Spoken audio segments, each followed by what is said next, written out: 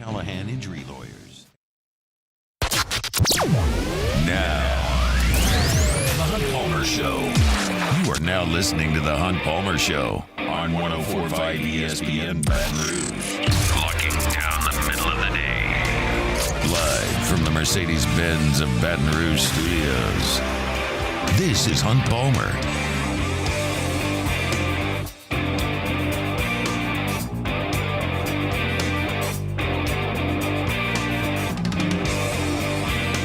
Welcome in. Hunt Palmer coming to you from the Mercedes-Benz of Baton Rouge studio downtown in the capital city on this Wednesday. About half the work week in the rearview mirror. Appreciate you hanging out with us. Got Jacob Beck and Jordan Kitchens back there on the ones and twos. The New Orleans Saints have hit the practice field with the full squad. Of course, the last handful of days, the rookies have been there doing what they need to do to get ready for training camp. Now everybody reports and the practice begins. A ton of media out there in Irvine, California, so we will discuss what they have to tweet and say. There are going to be some player interviews as well as Dennis Allen speaking a little bit later on today, so we'll get into some of that as well. Fired up to do it. It's a What If Wednesday. We'll take your what ifs via Twitter at HuntPalmer88, as well as in the Bayou Ford chat. Really excited to talk to Jay Johnson, LSU head baseball coach. He's going to be with us 1 hour from right now, straight up 2 o'clock. So we'll talk about how nerve-wracking that draft was. We'll talk about the decision William Schmidt made. We'll talk about the transfer portal additions they've got, updates on Chase Shores, Jaden Newt, what they're going to do at catcher, his impressions of Paul Skeens. We got a lot of things to cover with Jay Johnson. We'll do that at 2 o'clock. So plenty to get to, and we are fired up you are here. I'm going to try to get through this show here over the next 2 hours. Whether or not that happens, we'll see. T-Bob is about 30 feet from me. There's a wall between us, but he's right there. He's playing NCAA Football 25 online. He is Navy, and he is losing to an FCS team, and he's screaming a lot. So if I seem startled, if I seem taken aback, if I laugh out loud, it's probably because T-Bob is screaming over video game 25 feet to my right.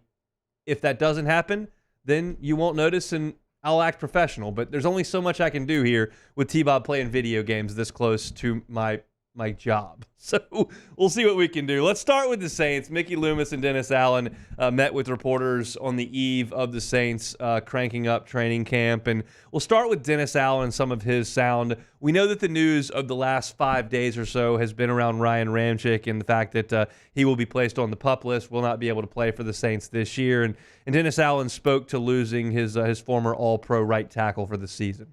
I would say whenever you lose a player of the caliber of Ryan Ramczyk, that is a little bit of an unsettling feeling. And so that hurts, not having a player of his caliber. I do think that we have some guys that I think are capable of stepping in and filling in that position, and some young guys that I think can step up and potentially fill that spot. So I'm excited about some of the youth that we have on the offensive line.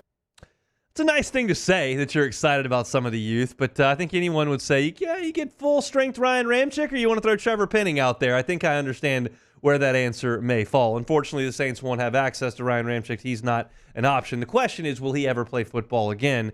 And Dennis Allen spoke to the future of Ryan Ramczyk beyond the 2024 season. But what about, but still working towards maybe playing again? Yeah, I think we're going to leave all options open, I don't think anything past this season is off the table. So I think that's a question that'll be answered sometime down the line. It wouldn't stun me. Now, look, I don't know anything, but I'm just suggesting how I'm reading the situation. Would it stun me if in early November Ryan Ramczyk said, I think I'm going to step away from the game? No. Would it shock me if they came back in January of 2025 and said, things have improved a little bit, and we think there's a real chance that Ryan Ramczyk could be a part of the Saints in 2025? Sure. But essentially, this discussion is kind of put to bed for the purposes of us sitting here right now discussing the 2024 Saints. Now, that's the bad news on an injury front, is that Ryan Ramczyk is not going to be able to help. I think on a positive note, Chase Young, the biggest name signing that the Saints made in this offseason, a guy that they certainly could come in and potentially help them on the defensive front, help them from a pass rush perspective. He's going to make an appearance, at least, at Saints camp today, and Dennis Allen spoke about Chase Young. Chase Young will participate in some form of practice tomorrow. We have three players, Tano, Nephi, and Juwan Johnson. Those three players will not be practicing tomorrow.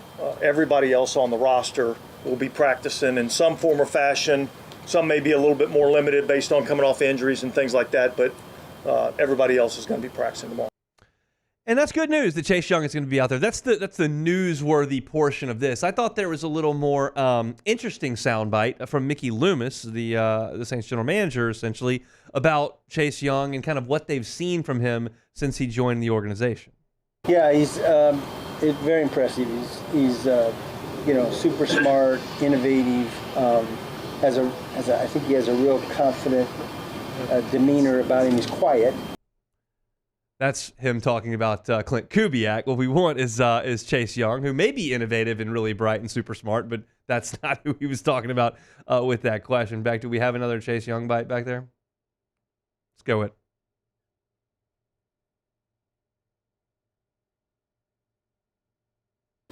I've been impressed with how hard he's worked to get his rehab done, how his attitude about being on this team and having a chip on his shoulder.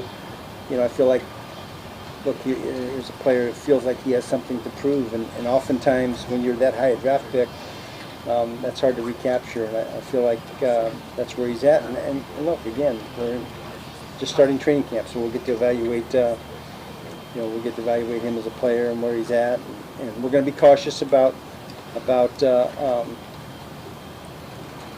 we're not going to rush him out there. We're going to be cautious about how we practice him and get him to the point where he's playing, but we've got a lot of time to do that. Look, I think Chase Young is probably one of the biggest swing factors in this Saints season. If he is to the level that he has been early in his career, then you're talking about a guy who could be a force on your defense and help close games out. How do you close games out? You go rush the passer. You make sure that a team can't go down there and get that last score. I mean, you don't figure the Saints are a team that are going to blow a bunch of teams out. At least I don't. So if they're going to win games, they're going to be close games, they're going to be tight games, and sometimes you're going to have to win those with your defense. And the best way to do that is to go get the passer.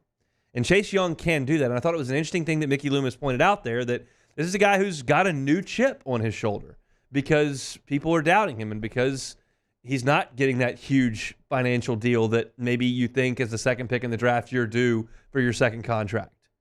I mean, look, he's right there with Joe Burrow, and Burrow got the monster payday, one of the biggest in the history of the sport. And Chase Young sitting here working on a one-year deal. So he's still got the potential to go out there and get that monster payday. And to get that, he's going to have to ball out with the Saints. So I think that's really interesting, and I'm excited to see kind of what he could be. If he's a complete non-factor, it won't be a stunner. But if he's a monster and a Pro Bowl type player, that could be something that catapults the Saints towards something that maybe a lot of people aren't predicting at this point. So I think that's an interesting piece. The biggest news of the last 2 days, though, is not Ryan Ramczyk, and it's not Chase Young.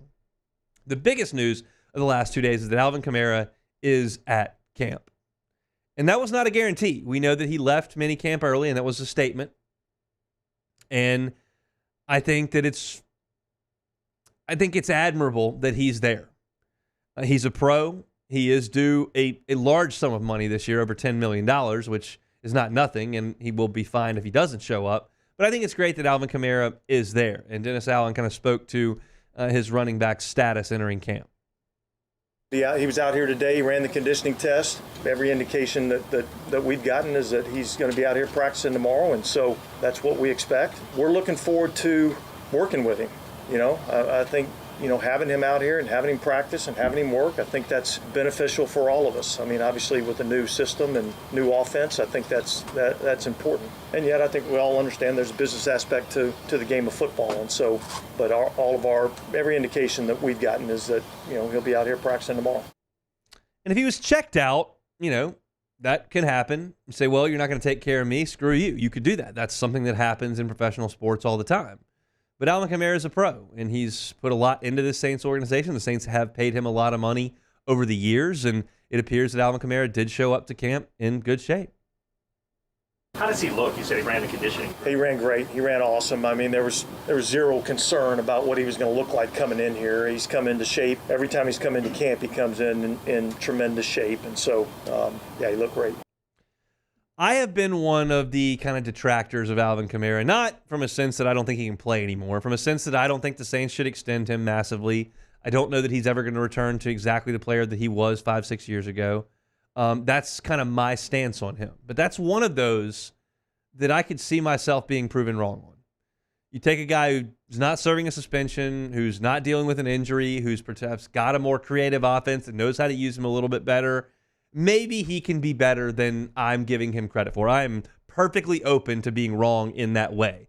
But I'm here to tell you what I think. That's what I do here for 2 hours a day. And I think that he's lost half a step. But I'm encouraged by the fact that he's at camp, he's in shape, and he's ready to go. And my sincere hope is that he can make it happen. I think if you're Alvin Kamara, there's two ways to think about this. One, I got to get paid now. And that's one way to think about it. And his agents can go to battle for that, and you can sit out a week if you want and try to put the Saints' feet to the fire and try to figure that out. Or you can say, you know what? I got a new offensive coordinator. I got a quarterback that's healthy right now. I'm going to ball out this year. I'm going to go back to 2019 Alvin Kamara numbers, and then I'll get paid on that. It's probably somewhere in the middle. It's probably like, yeah, I'd really like to get this done right now, and I'm planning on playing really well. It's probably somewhere in the middle of that. But I'm glad that he's leaning towards let's go play. That's a good thing for the New Orleans Saints, who we think have dealt with a little friction in the locker room over the last 12 months. I think that's fair to say. Last year with Pete Carmichael and Derek Carr and yelling back and forth with the offensive linemen and whatever goes on the offensive side of the ball. And it just didn't feel like everything was completely cohesive over there. And then you got the Dennis Allen Falcons thing where he apologizes and the team doesn't love it and all that kind of stuff. And I think anything that points me in the direction that things are doing well in Saints camp is a positive. I'll take it that way. And Alvin Kamara showing up ready to work is a good thing for the New Orleans Saints. Saints are off the practice field as of now. The media will start releasing some of the information, some of the video that they've gotten over the last 2 hours, and we'll have some quotes, probably no sound, but we'll have some quotes that I can relay to you in the second hour about day one on the practice field for the New Orleans Saints. But they are off and moving out in Irvine, California, so we'll certainly talk a lot about that over the next 2 hours, and Luke Johnson will join us from Irvine coming up on tomorrow's show. Looking very much forward to that. All right, when we come back, some high dollar amounts for some former LSU Tigers. We'll talk about that coming up next. You are now listening to The Hunt Palmer Show. Evolve Physical Therapy and Sports. EvolvePT.com is the website. Robbie Bolton, 20 years as a physical therapist. And Evolve Physical Therapy is the physical therapy clinic here in Baton Rouge. She's worked with guys like Kevin Gosman, like Austin Nola, like Mikey Matuk, plenty of guys who have used their body at the highest level of sport. And he can do that. He can also help you if you're a 9-year-old who's been hurt in a youth league. He can also help you if you're a 66-year-old who's dealing with some chronic pain but trying to get back out on the pickleball court or on the golf course. If you're an active person, no matter the skill level or the age, Robbie Bolton can help you from a physical therapy perspective. It's the soft tissue manipulation, dry needling, cupping, scraping, isokinetic testing. They can do all of that over at Evolve Physical Therapy and Sports. And I can promise you that your physical therapist, Robbie or a member of his team, is going to be hands-on the entire time you are there. They're going to make sure you're getting back to your active self as quickly as possible. Check him out online, EvolvePT.com. Go see him starring near Highland Road. That's starring near Highland Road. It's Evolve Physical Therapy and Sports, EvolvePT.com.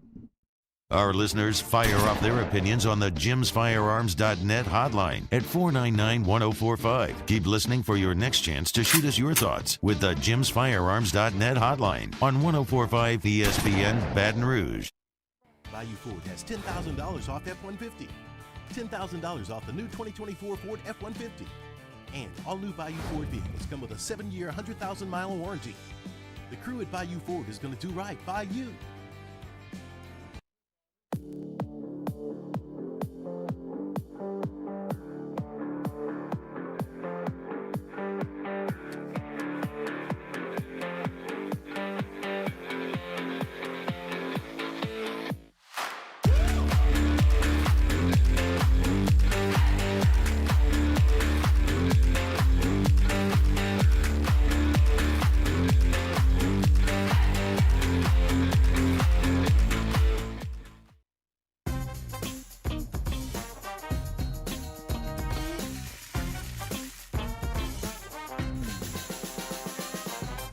the best-kept secret in town is out. Discover Tallulah at the Renaissance Hotel on Bluebonnet.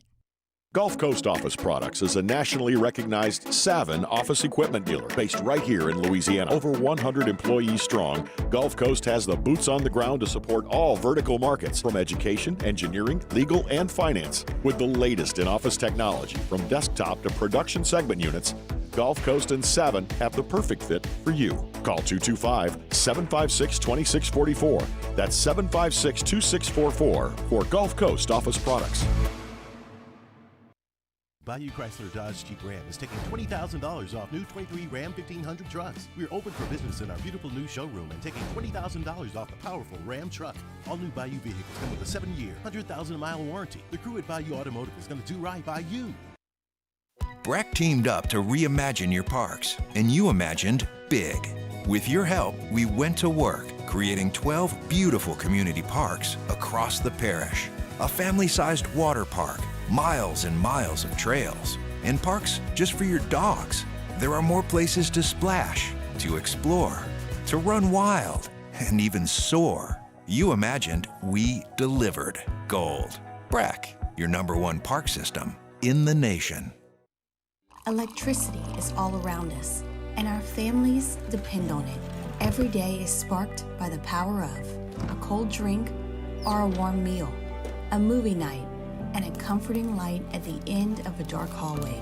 From sunrise to sunset, playtime to bedtime, our team is ready to take care of your electrical needs, even in the case of an after-hours emergency. The light in your life shines brighter with Mr. Electric. Hey, it's Matt Moscona. For years, you've heard me tell you about Insurance Network of Louisiana, helping you find better coverage for less money. But it's not just for your home and auto. They also... Matt Moscona inviting you to join us for Wednesday's Hump Day AFR, presented by Pluckers. Saints Open Training Camp. We'll have a camp report with Ross Jackson from Irvine, and LSU outfielder Ashton Larson joins the show 3 to 6, 104.5 ESPN Baton Rouge.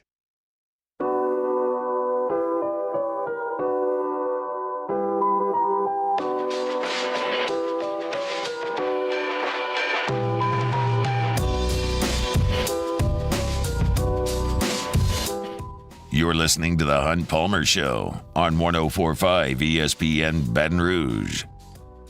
So this is kind of the way things go on a midday show. You oftentimes have to kind of react to things as they happen, and I knew the Saints would be on the practice field today for the first time. I knew that Dennis Allen and some of the players would meet with the media immediately following that, so I kind of earmarked the back half of the show kind of at 2:15, 2:30 to talk about the news that came out of Saints camp, not expecting there would be significant news on the first day of basically walkthroughs. So I had a segment here where I was going to talk about some guys signing bonuses in the MLB draft, and said, well, there actually is news from Saints camp, so we'll talk about some of that. We'll start with the actual news and not the quotes. The actual news is that Kendre Miller was unable to complete practice today. And that is really disappointing if you're the New Orleans Saints. Earlier today, Dennis Allen met with the media just moments ago, honestly, and said that Kendre Miller has some sort of hamstring issue, and he very bluntly, as someone tweeted out, all these tweets are coming out at one time from all the folks that cover the Saints, from Sharif and Luke and Mike Triplett and Nick Underhill, and everybody's kind of tweeting the same stuff. Kat Terrell said that Kendre Miller's got a hamstring issue, and bluntly said that's a player that's got to figure out how to stay on the field because you can't make the team in the training room. There's an old saying in the NFL, you can't make the team in the tub. Meaning if you're not practicing, you're not playing, and you're in the training room all the time soaking ice and whatnot, you're generally not going to make the team. And we know that Kendre Miller came in, and we thought that he was kind of the heir apparent to Alvin Kamara. Versatile, good speed, elusive in space, not necessarily the big, Derrick Henry type hulking back guy that can do a lot of different things. And maybe when Alvin Kamara moves on, that Kendre Miller is next up. And last year, he just wasn't able to get on the field very often because he was hurt. And their one workout, I'm not even going to call it practice, one workout into camp, nobody's put any pads on except a helmet and cleats, and he's already dealing with another injury. That is not great. And Dennis Allen, I didn't see the quote. I saw the quote. I didn't hear the quote. I didn't see a video, so I can't specifically speak to his body language and his tone, but it sounds like, based on the people that are there, it was a visibly frustrated Dennis Allen talking about Kendre Miller. And I'll be honest, like, running backs are pretty easy to come by. I talk about this a lot. Like, it's hard to find a left tackle because there just aren't that many 6'6", 330-pound humans who move well enough to play tackle in the NFL. Comparatively speaking, you can find a 6'1", 218-pound back to go catch some balls and run fast. Like, that's doable. So if Kendre Miller can't get out of the training room and get on the practice field, the Saints may look elsewhere. There will be players cut loose from other organizations that can come in, stay healthy, and run the football. There just are. And I think this may be a drastic reaction by me to be like, oh, Kendre Miller's already hurt again. It's one practice. He may be out there tomorrow going through some drills. But, like, it's not a good sign. Not a good sign for Kendre Miller. So we'll see how that goes. On the other side of things, there's an incredibly durable running back in Alvin Kamara, who is at practice. And we talked about this at the first in the first segment, and I'll kind of reiterate what I had to say and add some context from Alvin Kamara. Alvin bluntly said, like, I'm trying to get a contract done, and there have been no worthy conversations yet. Alvin Kamara said earlier today, I want to retire a Saint. I'm not asking for anything crazy. And he said that, his interpretation of crazy might be different than the Saints' interpretation of crazy, but he's here to retire a Saint and to get something done. And they asked, why'd you leave minicamp, OTAs? He said, well, because I'm trying to get a contract done and nothing's happening. And so we did that as kind of a wake-up call to the Saints, as I'm paraphrasing, and that's generally what he said. And the question was like, well, why are you here? And Alvin Kamara said two things in regards to, like, okay, why are you here then? He said, one, I always planned on coming. Like, I planned on being here. And the second part I thought was pretty humorous and very blunt and very upfront. Like, if he misses days of practice, he gets fined. And he said, I'm here to make money, not give it up. And I thought that was incredibly blunt and actually true. And that's the point of this being bargained into deals. Like, they're not just going to be held hostage by holdouts. And the one thing you can do to some of these guys is hit them in the pocketbook. And Alvin Kamara's made a ton of money in the NFL, but he's still not ready to start cutting 5-figure checks for every day he misses practice. That's not necessarily in the game plan. So Alvin Kamara says that he's going to be here. He's trying to get something done. And we talked to Sharif Ishak yesterday, and Sharif suggested he thought that the Saints and Alvin Kamara would get a deal done during camp.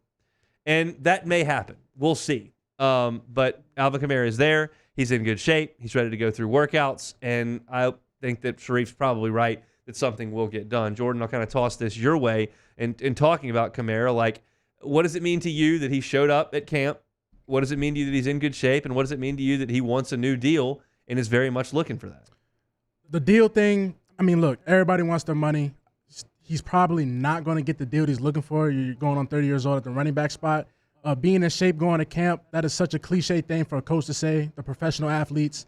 I will hope, they're in shape going into training camp. So I'm not really buying that. I'm happy he's there, just to because, we're already surrounded by so much BS with the Saints. So just having, AK not causing a spectacle, you can say, him still showing up, like you said, being a professional, that's a, great sight to see, because he could, been the other route and been on, like Terrell Owens or something, a prima donna.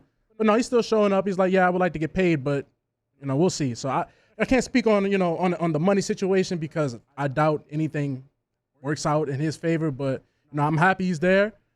This Kendre is heartbreaking, extremely heartbreaking, because he's showing flashes. So if he can't stay on the field, like you said, running backs, they cream of the crop, bro. You can go get an LSU running back right now to come play for you. So doesn't happen very often, but it's definitely possible. It's possible. And I was interested that Alvin Kamara said, I want to be a Saint, I want to retire here, which is not something he has to say. Like, I would imagine if you gave Alvin Kamara the choice between having Sean Payton and Drew Brees and run that offense, or right now, this offense with Derek Carr and now with Clint Kubiak running it, like, he was probably happier 5, 6, 7 years ago. But, not even close.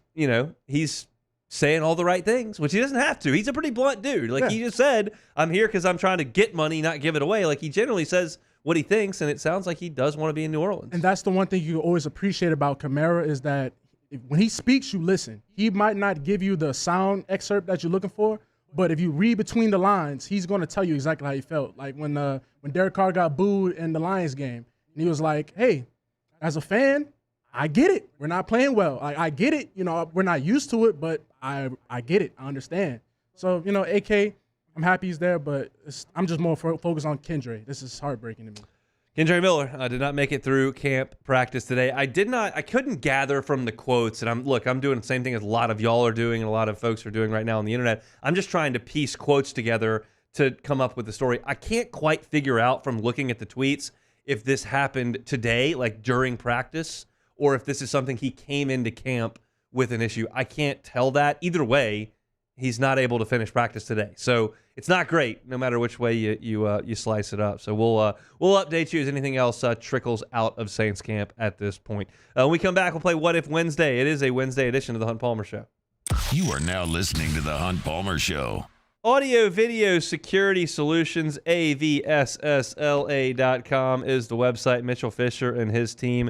Fantastic local operation. I told you earlier, they won the People's Choice Award for the best vendor at the Parade of Homes in Baton Rouge. Whether it's your audio, your surround sound, your video, your television setup where you watch all the games, or your security, they've got you covered. They also can handle Wi-Fi in your home. So if you've got one of these houses where the Wi-Fi connection's a little bit spotty, sometimes you get a little bit too far away from the router and it doesn't work the way it should, your streaming's not up to snuff in one of the bedrooms, you can fix that with mesh Wi-Fi, and Audio Video Security Solutions can help you out with that. They can come in, boost that signal so it's strong all over the house. You can get work done in the house if you need to. You can watch whatever you want to on the stream whenever you need to.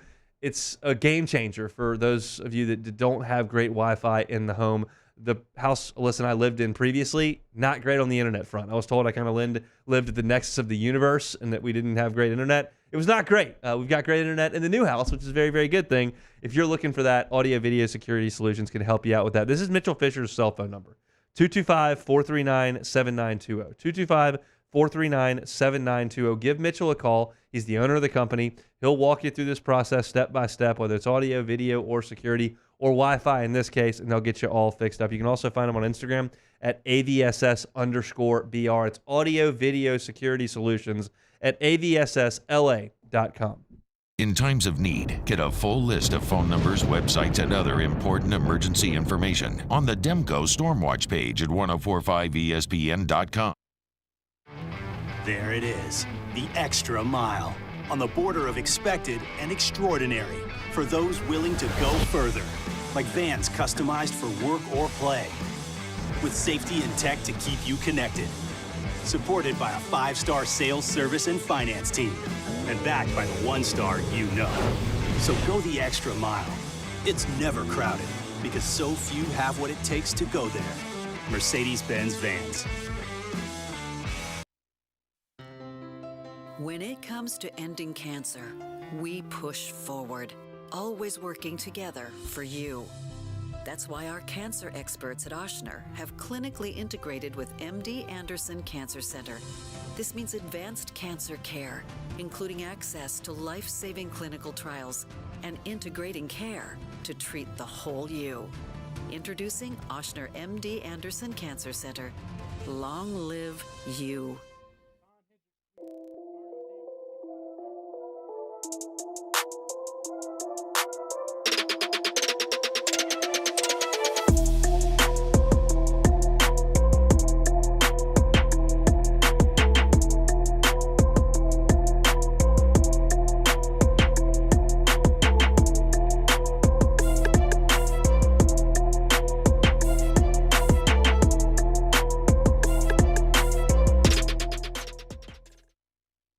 Farming is a way of life for us. It's not something we get up in the morning and dread going do. It's just something we go to bed at night looking forward to getting up to go do. John Deere equipment is what we as farmers strive to have. It's in your blood, it's in your veins. It's just a part of who you are. Green is what we want to be in. The other tractors were acquired to patch it up to get to where you want to be. Where we want to be is in John Deere. Flip the switch and learn more about what it means to be powered by sunshine at sunequip.com.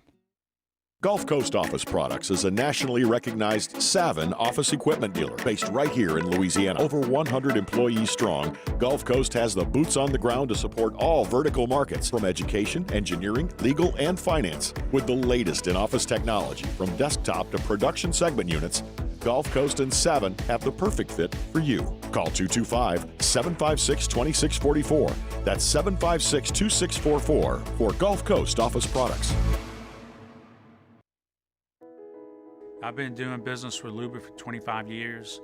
They're dependable, trustworthy. It's just the attention to detail with our clients. Our folks have years and years of experience. They're highly trained professionals, but many companies have that asset. What I'd like to think makes Luba a bit different is that we use those talents in a way that truly is dedicated to serving. For a Thursday edition of Off the Bench, we'll react to the first day of New Orleans Saints training camp. We'll talk some LSU football as well. And as always, tomorrow, LSU Executive Chef Michael Johnson for our Munchie segment. Off the Bench, 7 to 10 a.m., 104.5 ESPN.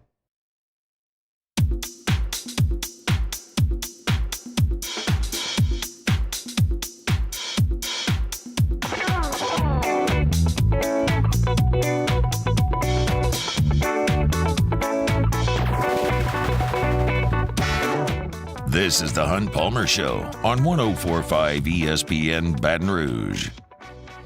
Big scholarship changes coming in college baseball. Jay Johnson going to be with us to talk about that and his team that he's going to bring into the fall semester coming up at 2 o'clock. So don't miss that. 30 minutes from right now, Jay Johnson talking baseball with us here on the Hunt Palmer Show. Got half the work week in the rearview mirror. Appreciate you hanging out with us here on this Wednesday. Bottom of the hour Wednesday. That means it's time for What If Wednesday.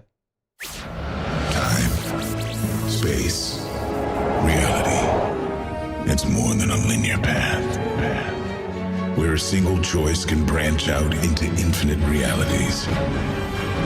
Follow me and ponder the question,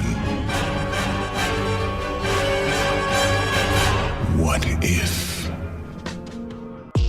That guy just about had one of those moments. You know how you've got like ice compact at the bottom of a cup, yeah, and you go to drink and all of it comes up at one time? Well, you gotta like pat it down to get it. Yeah, to it just come about up. I just about spilled the entire drink on me. I caught it all, and it was good. There's no spillage whatsoever. But it was one of those deals where in that 0.2 seconds, I thought we could be real wet here in a second. It didn't happen, so we're good. Thank goodness. All right, starting off here, what if you could take a player from another SEC school for LSU this season?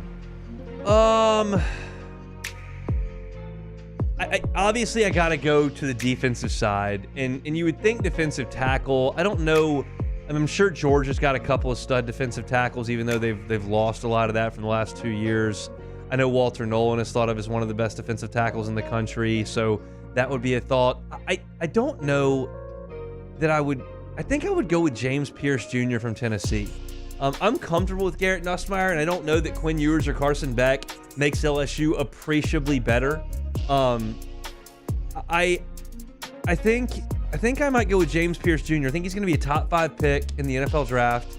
He's a monster off the edge in terms of sack and TFL production. And I hope Savion Jones is a terror off the edge. I hope Deshaun Womack is a terror off the edge. I hope Braden Swinson elevates his pass rush game. And it's not like they don't have guys, but I might go with James Pierce Jr. as just an absolute warrior off the edge making plays. I think that's where my head is at the moment. All right, next one here. What if the Saints start 1-4? It's just gonna get really uncomfortable. Like it's not like college football where you start thinking, oh, the whole team's gonna transfer out if the Saints go 1-4. But like the Saints start 1-4, which is possible. I wouldn't call it likely, but certainly possible with the way that schedule is weighted. I mean, they could. I mean, if they don't win the first game against Carolina, you can cancel Christmas. Like that's gonna be a bad deal. But assuming they win that one, for them to lose 4 in a row against the top half of the league. You're just going to start, all we're going to talk about is who the next coach is and when Dennis Allen's going to be fired. Like I just don't, they've got to find a way to start 2-3 or, 3-2. If they can find a way to do that, that's awesome. But I just don't know if they can recover at 1-4. I think that's going to mark the end of the Dennis Allen era. most likely, I think I agree with you there. All right, next one on the inverse. What if the Saints start 4-1? If the Saints start 4-1, I mean, let's just pull up that schedule that we're talking about, because everybody knows that the start to their schedule is such a bear. You start with Carolina, like we mentioned. You should win that. Then you're at Dallas. Then you've got Philly in New Orleans. You're at Atlanta, and you're at the Chiefs before Tampa comes to the Dome. So theoretically, if they start 4-1, you beat the Panthers. You go to Dallas and win. You come home and beat Philly.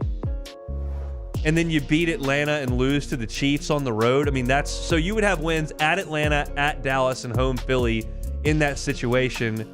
And then you would have 2 home games coming up with the Bucks and Broncos. At that point, you would be the favorite in the NFC South if you did that. Because the Saints' end of the schedule is fairly manageable. You end the season after your bye with the Rams coming to New Orleans. Now, the Rams are going to be decent, but they're not a juggernaut. Then you're at the Giants, who could be in quarterback limbo at that point. Then you got Washington coming into the Dome with a rookie quarterback. You go to Green Bay. That's not going to be comfortable. But then the Raiders come in. They're the one team that ESPN thought was in worse shape than the Saints. And then you're at Tampa, which the Saints can go to Tampa and win. Like, there are games at the end that you feel okay about winning. If you could start 4-1, you would be the favorites in the South, I would suggest. Yeah, I think that's a pretty easy choice to make there for the Saints. And plus, they'll already have 2 division wins there, so that really helps them out there. All right, moving on. What if you could have any non-Breeze Saints quarterback ever this season? Ooh, I don't know if I'm the right person to ask about that. There are 2 names that leap to the forefront for me.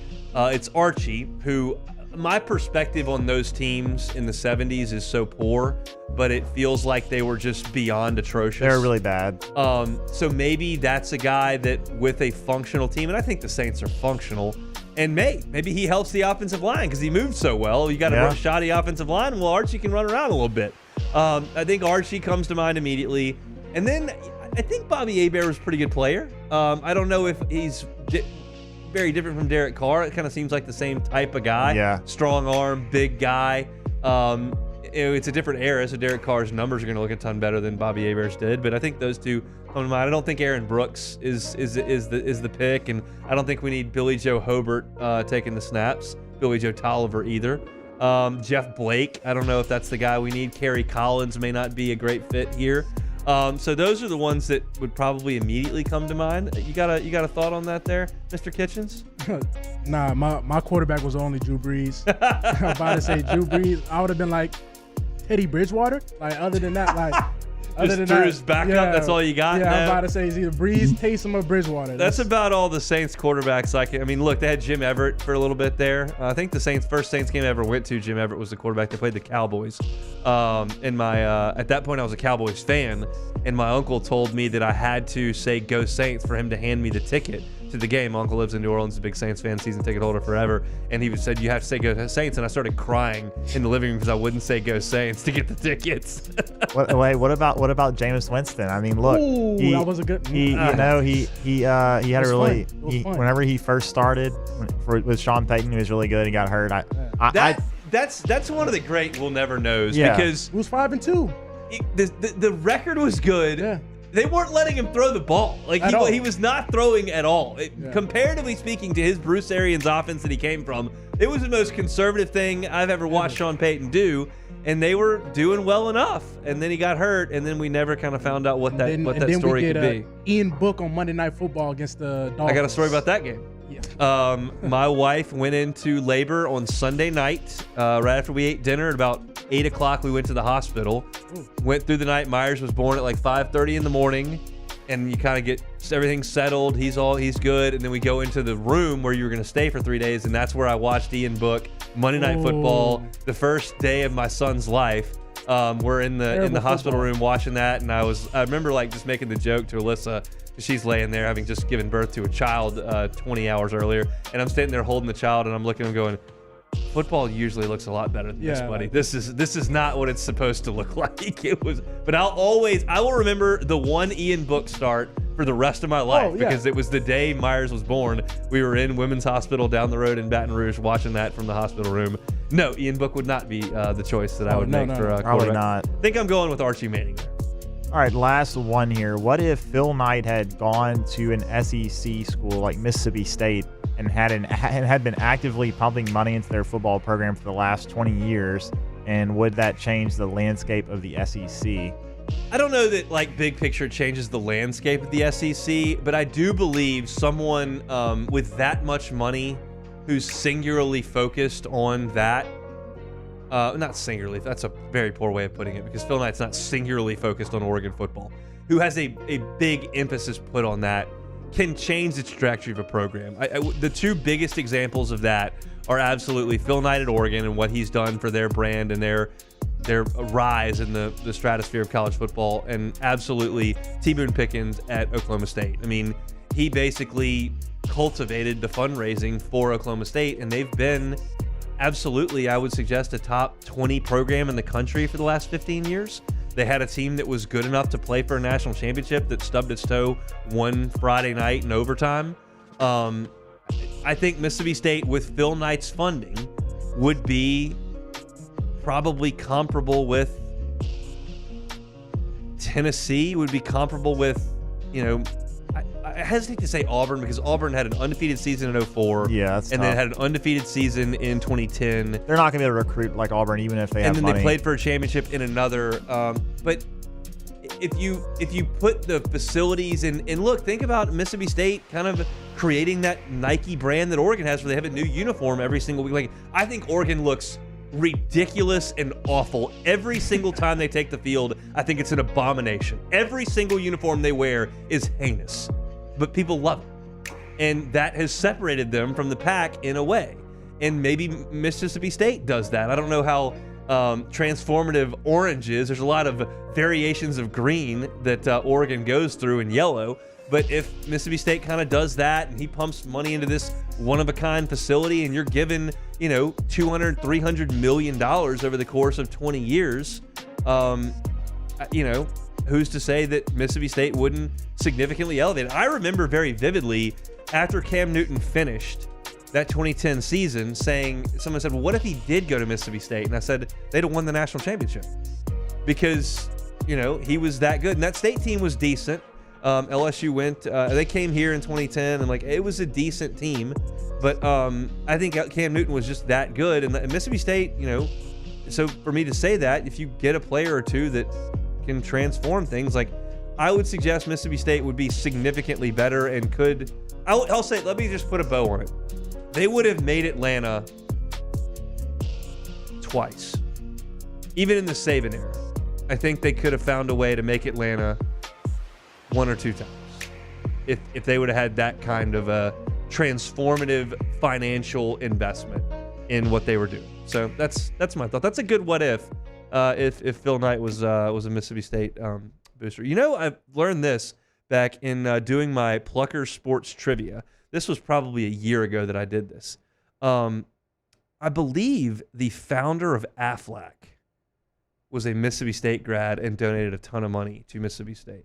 Or maybe I thought it was Alabama. Maybe Davis Wade went to Aflac. Let me see. I'm gonna Google this. I remember hearing about an Aflac guy, but I thought it was Alabama, and I thought that's why Nick Saban ended up doing the commercials with them. Eventually. Yeah, Davis Floyd Wade, okay. co-founder and director for Aflac, and their stadium's name is Davis Wade Stadium. So there you go. I didn't know that for a very, very long time. I would have thought maybe that was a coach in the 40s or something, which is generally what a lot of folks have done these days with Vaught and Neyland Stadium, and all those are kind of named for old coaches. No, just founded Aflac and gave them a ton of cash, and then all of a sudden your name's on the stadium. So the more you know about that. All right, let's come back and close out hour number one. Got a couple things to talk about. Jay Johnson in 15 minutes on the Hunt Palmer Show. You are now listening to the Hunt Palmer Show. Visit LeBear's Baton Rouge Casino this summer for exciting live sports action. We got the biggest screens around, and ESPN Bet is live in Louisiana. Plus, Pin Play Rewards members can win up to $500 in pin cash every single week. So visit pinplaysports.com/cover5 today and register for your chance to play and win. Not a member? Get the Pin Play app today. LeBear's Baton Rouge Casino is your live sports headquarters. Bring your crew for all the action. Must be 21 or older. Gambling problem? Call 877-770-STOP. Get the 104.5 ESPN Baton Rouge app powered by Bayou Ford and tap the microphone icon to send us your thoughts in an audio message. Your message could be played on air during Off the Bench with Esther and T-Bob, The Hunt Palmer Show, and after further review with Matt Moscone.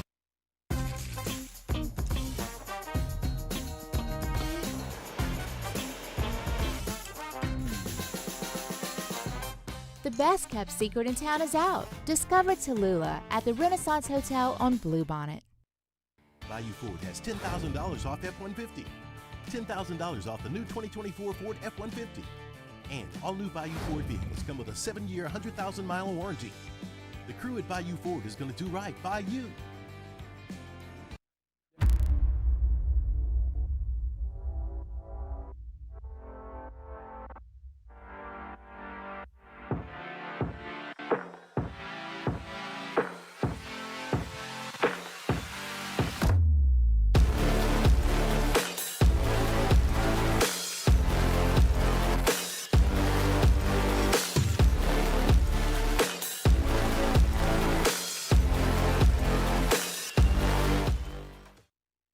BRAC teamed up to reimagine your parks, and you imagined big.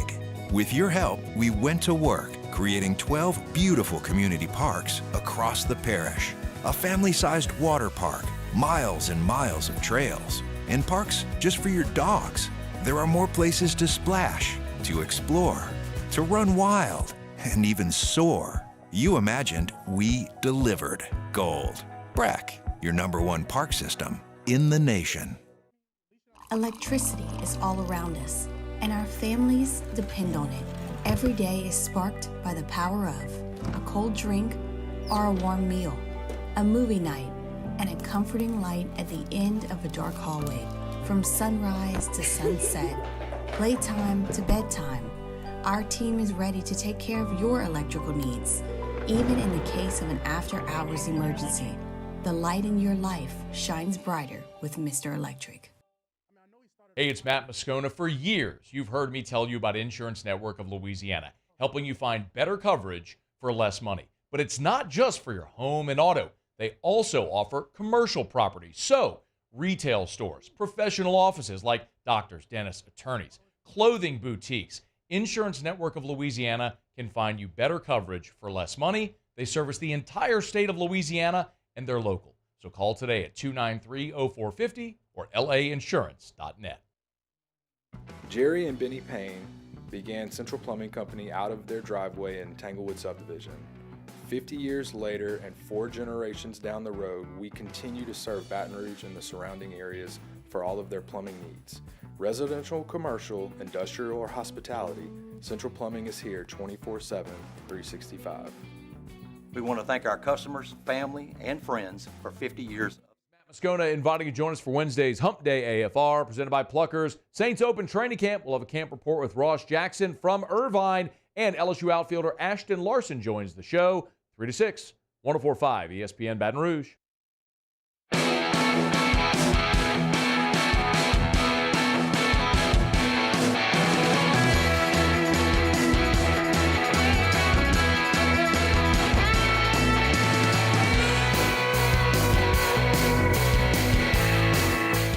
You're listening to The Hunt Palmer Show on 104.5 ESPN Baton Rouge.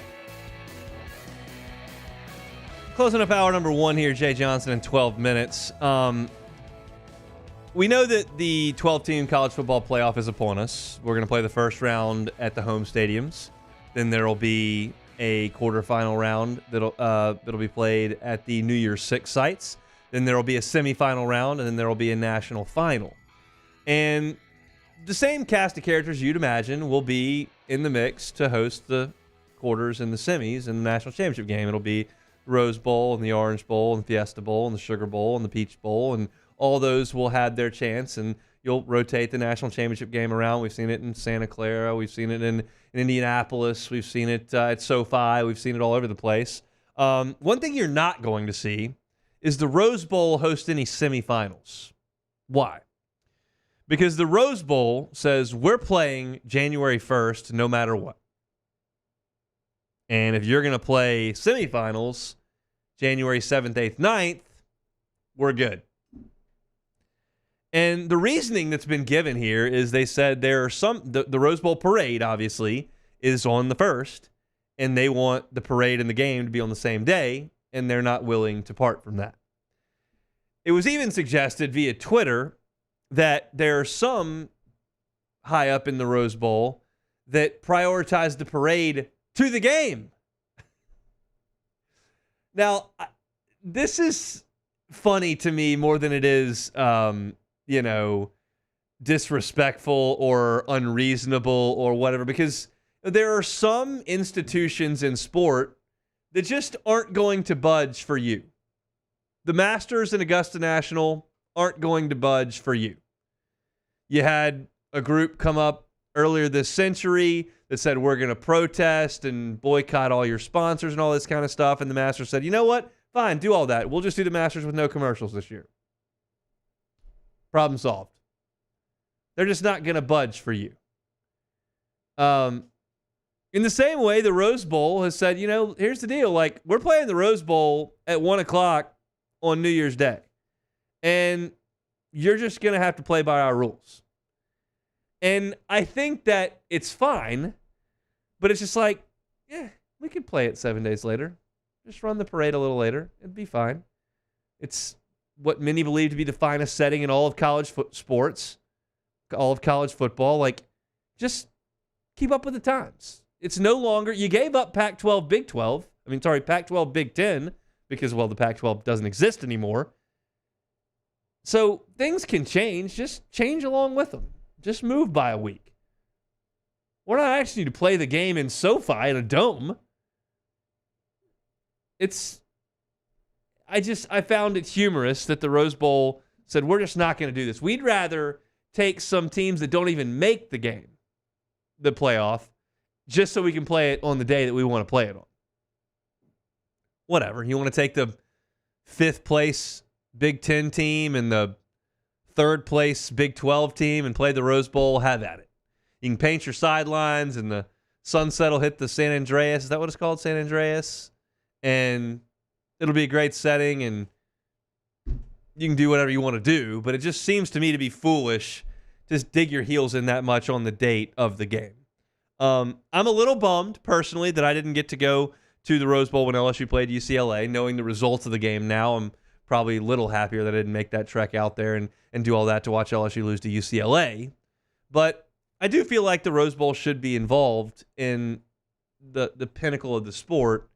And to suggest that you're just not going to change the date of it, I think is a little short-sighted. But again, some folks feel that they've got the way they're going to do things and they don't really care about anybody else. I generally applaud a lot of things that Augusta National does because I think that exclusivity and that keep reaching for the star that you can't reach is kind of an interesting thing in life. Yeah, well, the only problem is, Hunt, is they denied my ticket request for the Masters next year. You and a lot of other thousands of people not happy saw a lot about of that. How many lotteries have you entered there? 3. Oh, that's not a lot. There are a lot of people that are on like a 20-year drought. Yeah, I know. Sure, you're early on. That's just a cup of coffee. But the it's a light snack. The interesting thing is, though, is that I always see people say that it's not just a lottery; it's actually a selection process. So they don't just randomly choose people. It's like they actually vet what people they're giving. What the do you tickets think to. the straw that broke your back was? What do you think their biggest issue with you was? I'm not sure. Maybe I feel like they probably want to get a diverse crowd. I don't think they want everyone to just be the same, from the same cut of the same cloth. So I'm kind of surprised. You'd think they want a few people from Louisiana, but I don't know. I'm not sure what it was. What do you think it was? I haven't given that a lot of thought. I would suggest potentially your height may block other patrons from seeing the greens. Yeah, that's a good point, actually. It could be a bit of an issue there. Yeah. Probably what it was. It could be mistaken for one of those Georgia pines. Maybe. So famous there on Augusta National. That's fair. Who's to say? I can't really. Well, did you apply? I did not. Why not? I'd never have. I don't even know how to do it. I guess I need to look into that. Why do you not do it, Hunt? I'd like to go. I definitely would like to go back. It's now been 15 years since I've been, so I'd like to go back and check it out. It's really easy, actually. But I know you just got to go check it out and do it. I got to make it happen. But really, as we all know, I'm less concerned with going back to Augusta National. I got to play it. Yeah. I don't know how that's going to happen. Well, you know how it happens is you have to somehow finagle your way into becoming a media member that can get a credential. Somehow we've got to get Gordy and Matt to get us a credential to go to Augusta, and then we can enter the media lottery. I need Sam Burns to turn it on. That would be really good. Yeah. Like if he was Scotty Scheffler, then we would be able to get a credential. Yeah, if he needs to win it twice. Yeah. I'm a Shreveport guy. Grew up on the same golf course as Sam Burns. He played it a little bit better. Yep. And I think that we can make that work. I agree. I just, right now he doesn't really play well in the Masters or any other major. So played well in the Open. He did. He top 10, I think. Right? One day when he got the nice conditions, and then he threw up on himself again. So it was a work in progress. It is. One guy I do get to cover is Jay Johnson. We're going to talk about a lot of different things with Coach Jay Johnson coming up in 5 minutes. Come back after Sports Center for some LSU baseball talk on the Hunt Palmer Show. There's nothing chill about a hot, sweaty line. Unless you add Mountain Cold Refreshment. Coors Light. Choose chill. Bayou Chrysler Dodge Jeep Ram is taking $20,000 off new 23 Ram 1500 trucks. We're open for business in our beautiful new showroom and taking $20,000 off the powerful Ram truck. All new Bayou vehicles come with a 7-year, 100,000-mile warranty. The crew at Bayou Automotive is going to do right by you. The Windsor Senior Living Community in Mandeville, Louisiana is a beautiful, vibrant apartment community geared toward seniors. They are nestled right in the heart of Mandeville, where seniors live a more carefree lifestyle in spacious apartments with the peace of mind that comes from having a little extra help. Call the Windsor at 985-624-8040 to schedule a lunch and tour. Come see how the Windsor can be your passport to peace of mind. Farming is a way of life for us. It's not something we get up in the morning and dread going do. It's just something we go to bed at night looking forward to getting up to go do. John Deere equipment is what we as farmers strive to have. It's in your blood, it's in your veins. It's just a part of who you are. Green is what we want to be in. The other tractors were acquired to patch it up to get to where you want to be. Where we want to be is in John Deere. Flip the switch and learn more about what it means to be powered by sunshine at sunequip.com. Gulf Coast Office Products is a nationally recognized Savin office equipment dealer based right here in Louisiana. Over 100 employees strong, Gulf Coast has the boots on the ground to support all vertical markets, from education, engineering, legal, and finance. With the latest in office technology, from desktop to production segment units, Gulf Coast and Savin have the perfect fit for you. Call 225-756-2644. That's 756-2644 for Gulf Coast Office Products. I've been doing business with Loomis for 25 years. They're dependable, trustworthy. It's just the attention to detail with our clients. Our folks have years and years of experience. They're highly trained professionals, but many companies have that asset. What I'd like to think makes Luba a bit different is that we use those talents in a way that truly is dedicated to serving the needs of the folks who depend on us. Breck teamed up to reimagine your parks, and you imagined big. With your help, we went to work, creating 12 beautiful community parks across the parish. A family-sized water park, miles and miles of trails, and parks just for your dogs. There are more places to splash, to explore, to run wild, and even soar. You imagined, we delivered. Gold. Breck, your #1 park system in the nation. Electricity is all around us, and our families depend on it. Every day is sparked by the power of a cold drink or a warm meal, a movie night, and a comforting light at the end of a dark hallway. From sunrise to sunset, playtime to bedtime, our team is ready to take care of your electrical needs. Even in the case of an after-hours emergency, the light in your life shines brighter with Mr. Electric. Hey, it's Matt Moscona. For years, you've heard me tell you about Insurance Network of Louisiana, helping you find better coverage for less money. But it's not just for your home and auto. They also offer commercial property. So, retail stores, professional offices like doctors, dentists, attorneys, clothing boutiques. Insurance Network of Louisiana can find you better coverage for less money. They service the entire state of Louisiana, and they're local. So call today at 293-0450 or lainsurance.net.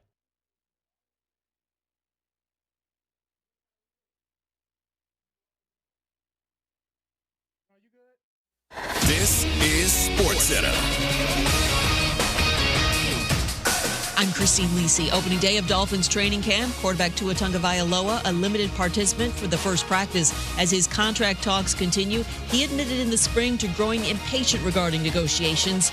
Tua, though, not in a position of strength here, points out unsportsmanlike co-host Chris Canty. What's your alternative if you're Tua? You have no alternative. The issue that you've had is being able to stay on the field. You only have one season when you've been able to do that, and you're going into your 5th year in the National Football League. Eagles defensive end Brandon Graham confirmed that he will retire at the end of this season. ESPN's reporting the Red Sox and manager Alex Cora are in talks on an extension. There is momentum to end his lame duck status and keep him in Boston 3 years and nearly $22 million. NBA Knicks coach Tom Thibodeau, at the forefront of the franchise's resurgence, agreed to a 3-year extension, reports ESPN's Adrian Wojnarowski. Team USA forward Kevin Durant practiced today. Coach Steve Kerr said there will be a big collaboration to determine when he makes his debut for the U.S. at the Paris Olympics. He has been sidelined because of a calf injury. Hey, it's your resident Super Bowl champ, Chris Canty. Coming up Thursday, the NFL season hasn't even started, but it's never too early to tell you which team's season is already over. It's unsportsmanlike, 6 a.m. Eastern, right here on ESPN Radio, ESPN2, and ESPNU. Ladies and gentlemen, may I direct your attention to something quite extraordinary? Now, the Hunt Palmer Show. The Hunt Palmer Show on 104.5 ESPN Baton Rouge. Live from the Mercedes-Benz of Baton Rouge studios. This is Hunt Palmer.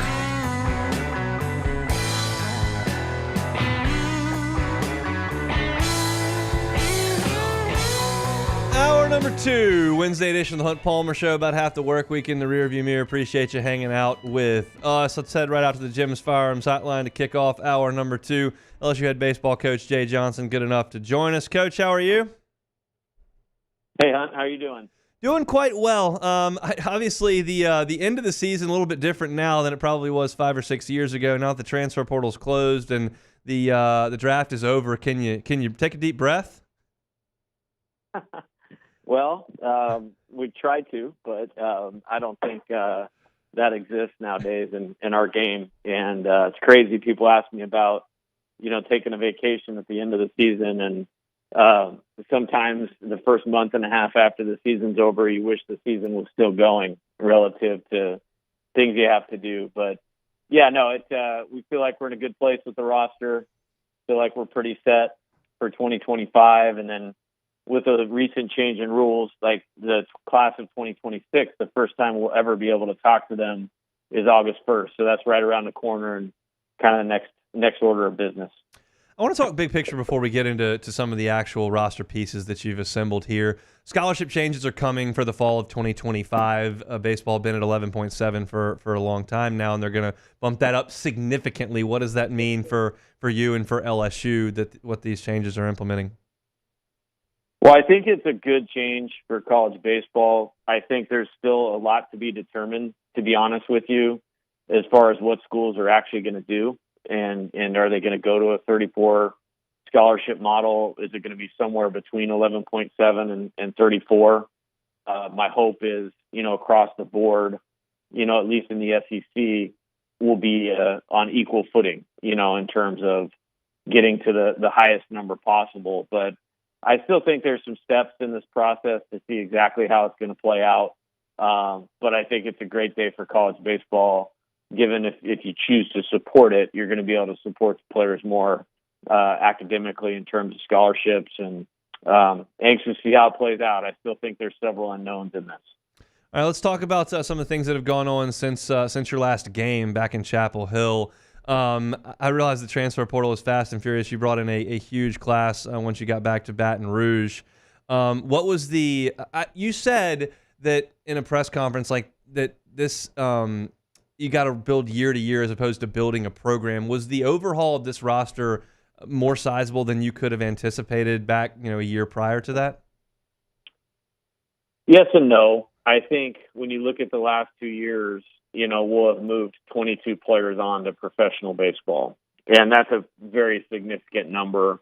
I think maybe some more guys didn't materialize here maybe the way that we thought. But really, I'm not concerned with replacing those guys. It's how do you replace the guys that made impact in terms of we're great players, great people, represented the program the right way. And so I think that's where our target was. I think going into the summer, I knew we would have to do more than usual. I would like to keep that portal number at about 5 or 6 guys, which we've been able to do. This year, we simply needed more to have a roster that we felt like is competitive in the SEC, which means you're competitive for a national championship. So it was a lot of work. Happy with where we landed and excited to get this group together, help them become a team and develop as players, obviously. Let's talk about some of the guys from this team that you just had that are coming back. I always feel a little bit icky watching the draft, like rooting against young people's dreams. It's just part of the deal. Jared Jones obviously was someone who had professional interest, went to the draft combine, performed very well there, but he's coming back to Baton Rouge. What were your conversations like for him, and how big a piece is he for next year's team? Well, they're great conversations. I think I was a little surprised in the sense that this is one of the best power hitters in all of college baseball that excelled defensively as a first baseman, hit the highest level of pitching well. And so I'm still a little confused on maybe why he wasn't maybe modeled higher with some teams. But, since he still has leverage next year, I'm certainly happy to have Jared back this year. I think he's excited about being back. I think he loved playing at LSU. And I think maybe that was underestimated by pro teams a little bit. And I'm proud of him for that and certainly thankful for that. And, in the span of, 36 hours, we went from, 11 players returning to 13, and number 12 and 13 that ended up returning are pretty significant contributors, both in production, but in the type of people that him and they can provide.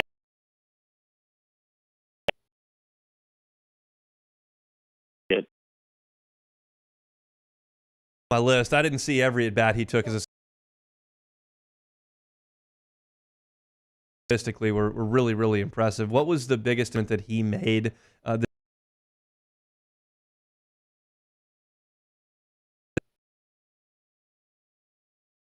Again, I think he really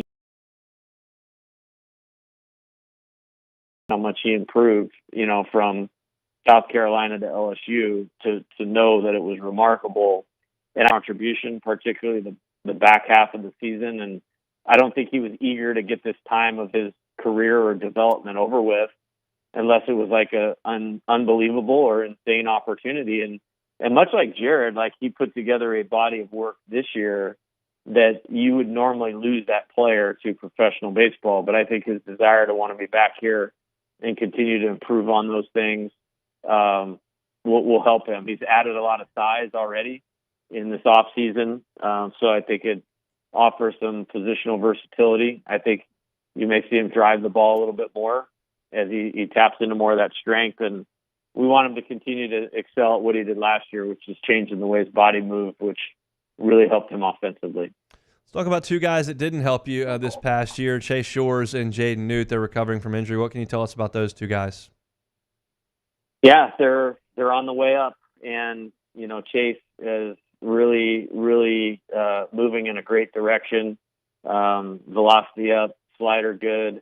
We stopped him, after a couple simulated game type outings, and he is back starting his reboot for fall, and he should be fully cleared and good to go as a normal pitcher that was never hurt, going into this fall, and that's really exciting for our team. Honestly, it makes what we did in 2024 more impressive, being that, arguably our best pitcher was not able to pitch for us this year. It's well documented the third game of the series we had difficulty winning, and let's just say you have Chase Shores throwing that day, or Luke Holman or Gage Jump because Chase Shores is available, you're talking about a completely different season. And so I'm excited about his impact. Jaden Newt is pitching up in the Cape Cod League. He's got 4 or 5 appearances and had his best appearance the other night. And Jaden really just needs mound time. He has plenty of talent, and excited to get him back, and he should be full go as well. Let's talk about another arm. Were you surprised at William Schmidt's announcement just 2 hours before the draft started that he was not going to entertain offers at that point? Because I was a little surprised. Yes and no. Yes, in how the world thinks of things in terms of money, those types of things. No, in the sense that I think honestly he's a little bit of a throwback, and just coming to LSU and playing baseball at LSU was really important to William. And honestly, that was really refreshing. And then also he has a great family, and I think they just felt like this was best for him in terms of his life and his career. And so I'm proud of him for making that decision that not a lot of people would make. And I think it will not only benefit LSU baseball that we have William here, it's going to benefit William greatly as well. And really excited to be his coach for the next 3 years. You said after the 2022 season that you were never going to be shorthanded at catcher again at LSU. Obviously, Alex Milazzo and Hayden Travinski move on out of eligibility. Brady Neal enters the transfer portal. What are your thoughts on catcher as you get close to the fall right now with the guys that you've got bringing in? Yeah, I feel good about it. I think we were very fortunate with both our recruited catchers, so to speak. Cade Arambidi was long thought of as the best catcher in the high school class of 2024, and that player usually gets drafted high, as we witnessed last year when we lost Blake Mitchell. And Cade, we were fortunate to keep. He had a good high school season. He was the Texas High School Player of the Year, so it's not like he didn't have a good high school senior season. I think the closer we got to this, the higher value he put on himself and the higher value he put on wanting to play at LSU, very much similar to William as we were talking. And that broke in our favor. And then Blaze Priester did a really nice job the last 2 years at Meridian Community College, hit for power, caught through well. And so really excited to have him back in our program. And I think he's improved tremendously. And then obviously with the other transfers we got that are hitters that can also catch. And then you still have Jared and Ethan Fry sitting there that have the ability to catch, even though that may not be in the front of their mind. I think we're in a much better spot than maybe we were, a month ago, where we didn't have, one inning of catching experience from last year's team returning.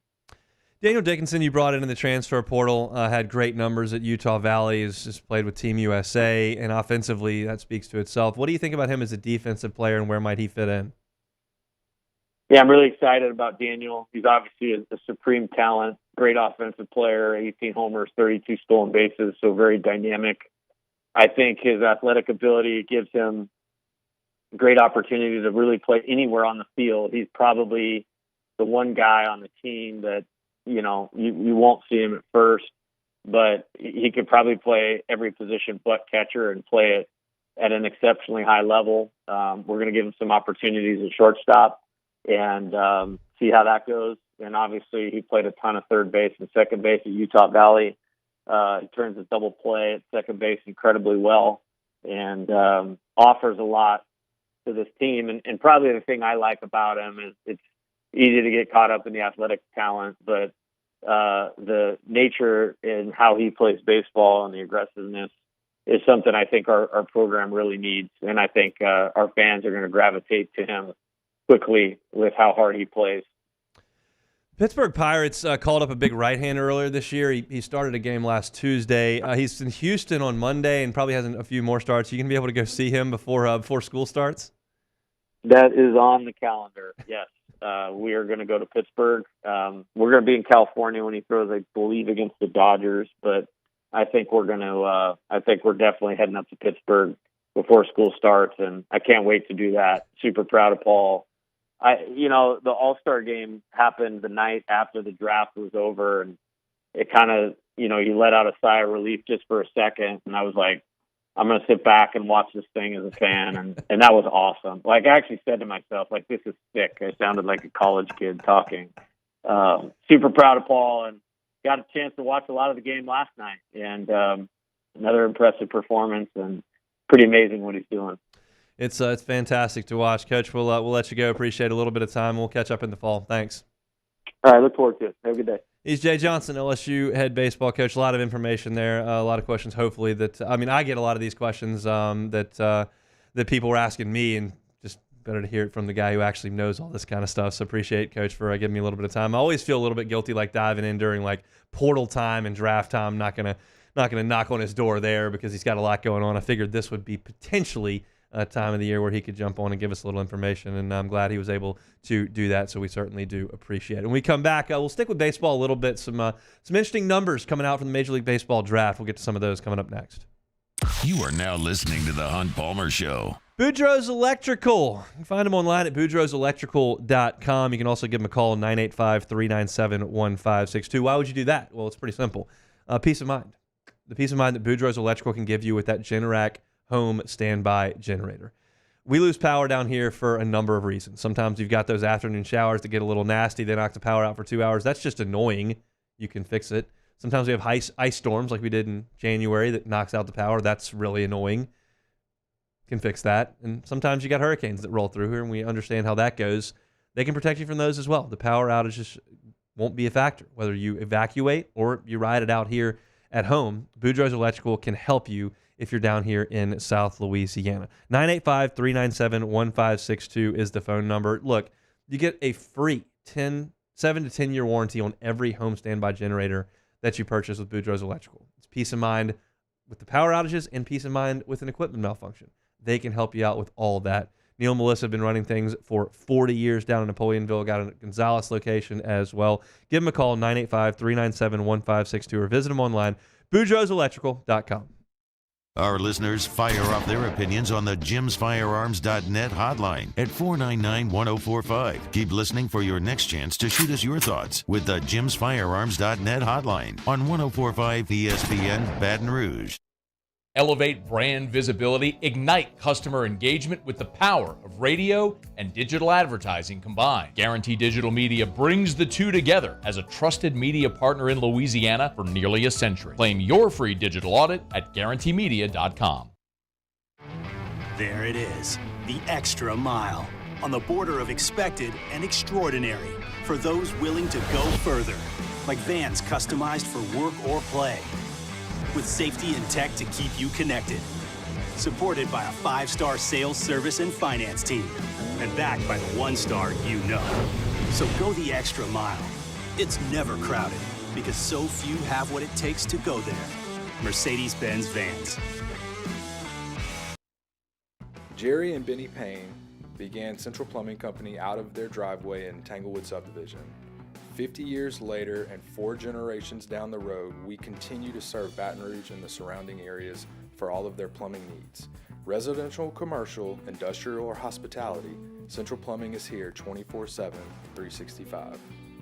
We want to thank our customers, family, and friends for 50 years of success. And looking forward to 50 more. Farming is a way of life for us. It's not something we get up in the morning and dread going do. It's just something we go to bed at night looking forward to getting up to go do. John Deere equipment is what we as farmers strive to have. So it's in your blood, it's in your veins. It's just a part of who you are. Green is what we want to be in. The other tractors were acquired to patch it up to get to where you want to be. Where we want to be is in John Deere. Flip the switch and learn more about what it means to be powered by sunshine at sunequip.com. Gulf Coast Office Products is a nationally recognized Savin office equipment dealer based right here in Louisiana. Over 100 employees strong, Gulf Coast has the boots on the ground to support all vertical markets, from education, engineering, legal, and finance. With the latest in office technology, from desktop to production segment units, Gulf Coast and Savin have the perfect fit for you. Call 225-756-2644. That's 756-2644 for Gulf Coast Office Products. I've been doing business with Loomis for 25 years. They're dependable, trustworthy. It's just the attention to detail with our clients. Our folks have years and years of experience. They're highly trained professionals, but many companies have that asset. What I'd like to think makes Luba a bit different is that we use those talents in a way that truly is dedicated to serving the needs of the folks who depend on us.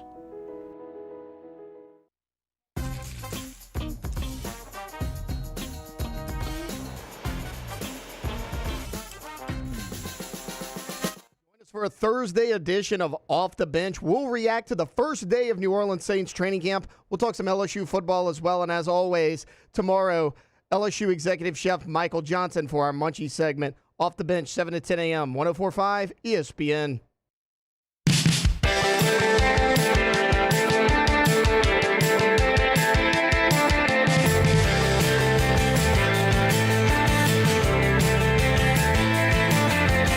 This is the Hunt Palmer Show on 104.5 ESPN Baton Rouge. Thanks a ton to LSU head coach Jay Johnson on the baseball side of things for answering a lot of questions there in the top of the hour. If you missed it, you can go catch it on demand, 1045ESPN.com's on-demand tab, Apple Podcasts, Spotify, YouTube. Wherever you find your sound, you can certainly find that interview there with Jay Johnson, whose team looks really good on paper at this point. Incidentally, if you're craving baseball this time of year, just having some withdrawals because the Tigers hadn't played for a while, Ashton Larson, who's having a really good summer on Cape Cod, hitting over 300 in a really tough offensive league, is going to join Matt on AFR a little bit later today, so you won't want to miss that. Speaking of baseball, some numbers coming out now with some former LSU Tigers and what they've gotten from their professional teams that drafted them, and I think they're interesting for a few reasons. Because a lot of times we go and talk about where guys are slotted from a draft pick perspective. Okay, he could be the top 80 pick. He could be the 70th pick. He could be a top 150 pick, and you kind of take that slot number and you assume that's what someone is signing for. And that's not always the case. As we talk about entering the draft, you understand that there is a sometimes quick, but a negotiation that takes place, and folks agree to a number, and it may be close to the slot, and it may not be close to the slot, depending on the value of the player and the organization. Tommy White went in the second round to the Oakland Athletics. He was the 40th pick in the draft. The slot value for that pick is $2.3 million. Tommy signed for $3 million. He got $670,000 over slot value. That selection paid like the 29th pick in the draft.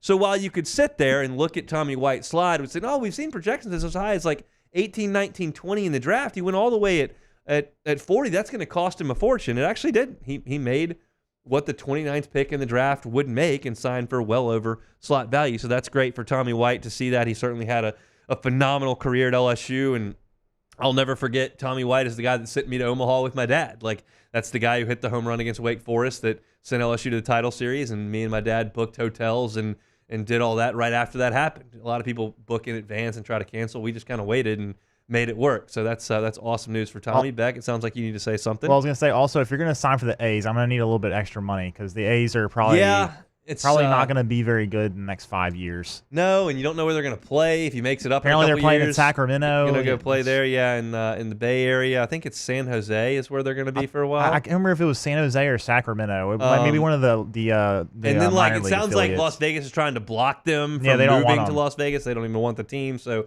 not the best organization to go to in terms of the functionality of it. I will say the A's do a good job with player development. They do. That could be good for Tommy while he's in the system. Kind of the opposite end of the spectrum is the New York Yankees. And you may say, Griffin Herring, 6th round pick, he signs with the Yankees. Why would he do that? Why would he go in the 6th round? He could come back to LSU, he could start, develop the changeup, up his profile, and become a 2nd round pick. And maybe that's true.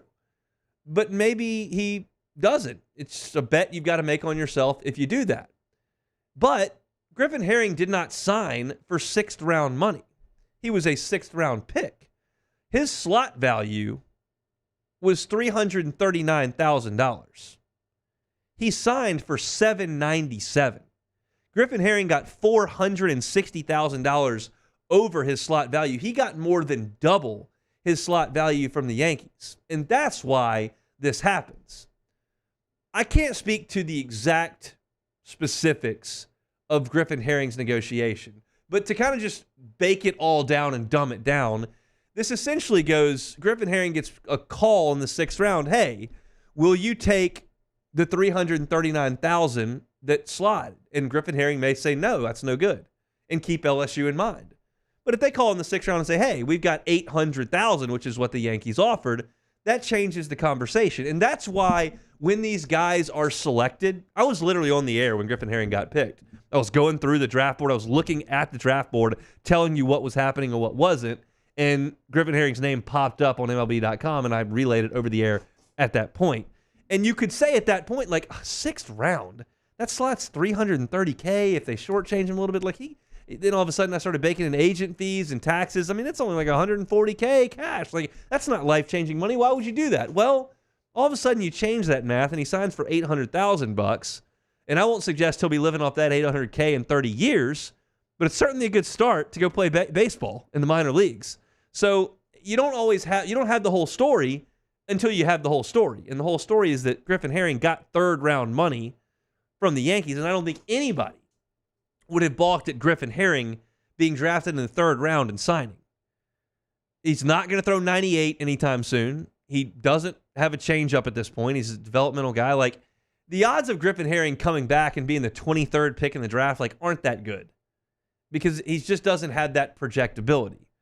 So 3rd round may be the ceiling for him, and that's the kind of money he got. So it's hard to sit here and shake a finger at Griffin Herring when he got 3rd round money. And Luke Holman's terms have come to light as well. He got drafted by the Reds, and I still have – it's just funny to me, the irony of Luke Holman being taken by the Reds, because we know when Luke Holman was at Bama and they were at Baton Rouge, and we had the whole thing with the coach phoning in the tip to the guy who was placing the bet, and he was literally placing that bet at the Reds ballpark, and now the Reds have drafted Luke Holman. It's a whole full circle moment for this soap opera. But he goes in the 2nd round. Slot value is just a tick under $1 million, $997,000. Sorry, the slot value is just a tick over $1 million, $1.1 million. He signed for $997,000. So he was about $14K under slot, which is not a big deal. I don't know what the Reds are planning on doing with $14,000. But it was about $1 million is what Luke Holman signed for, and that's kind of maybe upgrading their betting facilities at the ballpark. Got to put a few more kiosks in there so you can get some more bets in. I still can't get over that story where the guy literally told the guy at the kiosk, "You don't know what I know. This is gonna win. Let me put it down." Like, ingenious. That is. If that was in a movie, I would not believe it. I go, well, no one would ever do that, and it actually happened in real life and cost a guy basically $1 million gig in the SEC, Brad Bohannon, to go. It's just an unbelievable story. So we'll see what kind of numbers come out for Gage Jump. We'll see what kind of numbers come out for some of these guys as the numbers come. We used to get this draft in June, and the deadline would be August 1st, and there'd be like a 6-week waiting period where we didn't know what the numbers were going to be or if people would sign. Now the draft happens. It's only 20 rounds instead of 40. And it happens in July, and everybody signs in the first 2.5 weeks, and it's just a much cleaner process. I realize that a lot of people get a little cranky because GMs could technically be thinking about the trade deadline, and instead they're dealing with signing draft picks and who to draft and all that kind of stuff, but I'll let them worry about that. I'm a little bit more concerned with how things affect college baseball, and this is just a much cleaner situation for college baseball where you don't have guys getting drafted during super regional play like you used to. You don't have guys getting drafted while they're at practice. You don't have teams worrying about the draft and trying to win supers or games in Omaha, and you don't have this massive long wait to figure out who's going to be on the team. You pretty much know when the draft concludes in July. So I think that's all a very, very good thing for college baseball. We'll revisit the Saints. This news trickling out of camp there today. They cranked things up out in Irvine. We'll do that when we come back. You are now listening to The Hunt Palmer Show. One Bath and Closets. OneBathAndClosets.com is the website. David Duvall and his team, 30 years redesigning and remodeling bathrooms and closets. If you locked in a great interest rate a few years ago, you're in the 2s, in the low 3s. That's awesome. You may not want to move. You may not in a hurry to change that and jump into the 6s. That's cool. But you can still improve your living situation, whether it's a custom bathroom, brand new bathroom, whether it's a customized closet, brand new closet. David Duvall and his team can help you with that. He's been doing it for 30 years. It can be a full-scale renovation. Their licensed contractor will be the only call that you make. It can also be something simple like a tub-to-shower conversion or just using your closet space a little bit more efficiently with some cubbies, racks, some hangers and mirrors, lights, that kind of thing. David Dole and his team can do it all. Check out the website, onebathandclosets.com. You're going to see the reviews and testimonials from their satisfied customers. You're going to see the ability to get that free quote and consultation, and you're going to see, like I said, the ability to get that free consultation. Tell them the Hunt Palmer Show sent you. It's $1,000 off of your deal. $1,000 off. You tell them the Hunt Palmer Show sent you to One Bath and Closets at onebathandclosets.com. In times of need, get a full list of phone numbers, websites, and other important emergency information on the Demco Stormwatch page at 1045ESPN.com.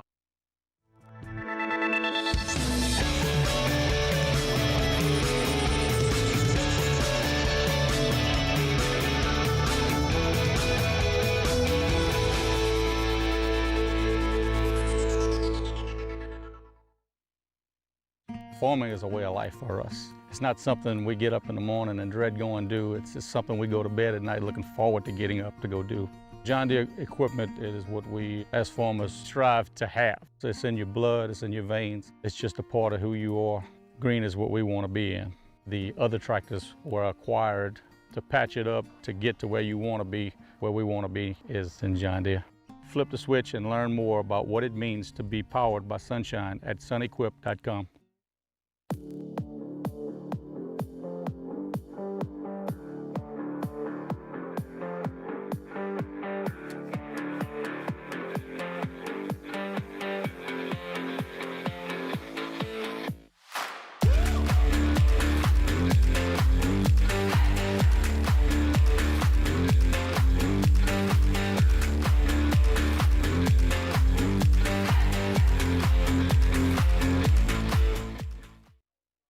Breck teamed up to reimagine your parks, and you imagined big.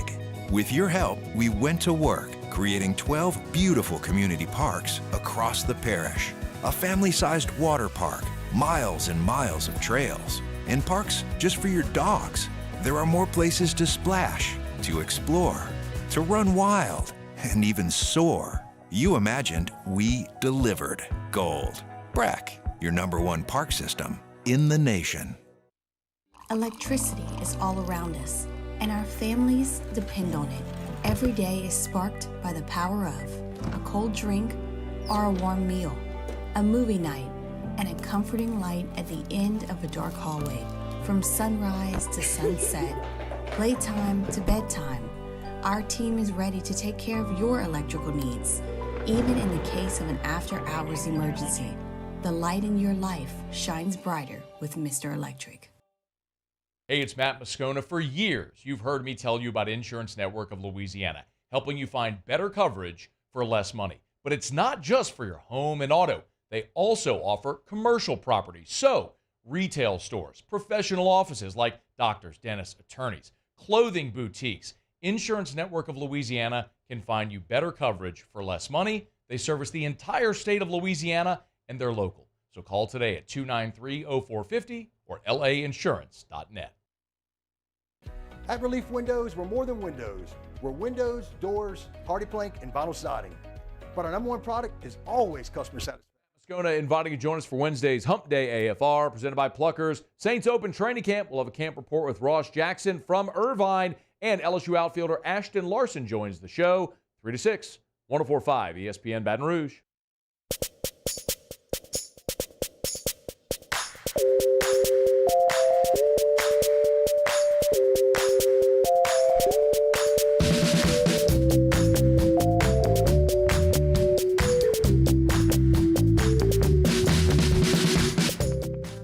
Comedian, producer, and actor Joe Gatto is hitting the road on his Let's Get Into It tour, and 104.5 ESPN Baton Rouge is giving you a chance to see him live Friday, November 15th at the Raising Cane's River Center. Register to win tickets today at 1045ESPN.com. You're listening to the Hunt Palmer Show on 104.5 ESPN Baton Rouge. Oh my gosh. I was just mesmerized in the break. We don't have time to get to this. All right.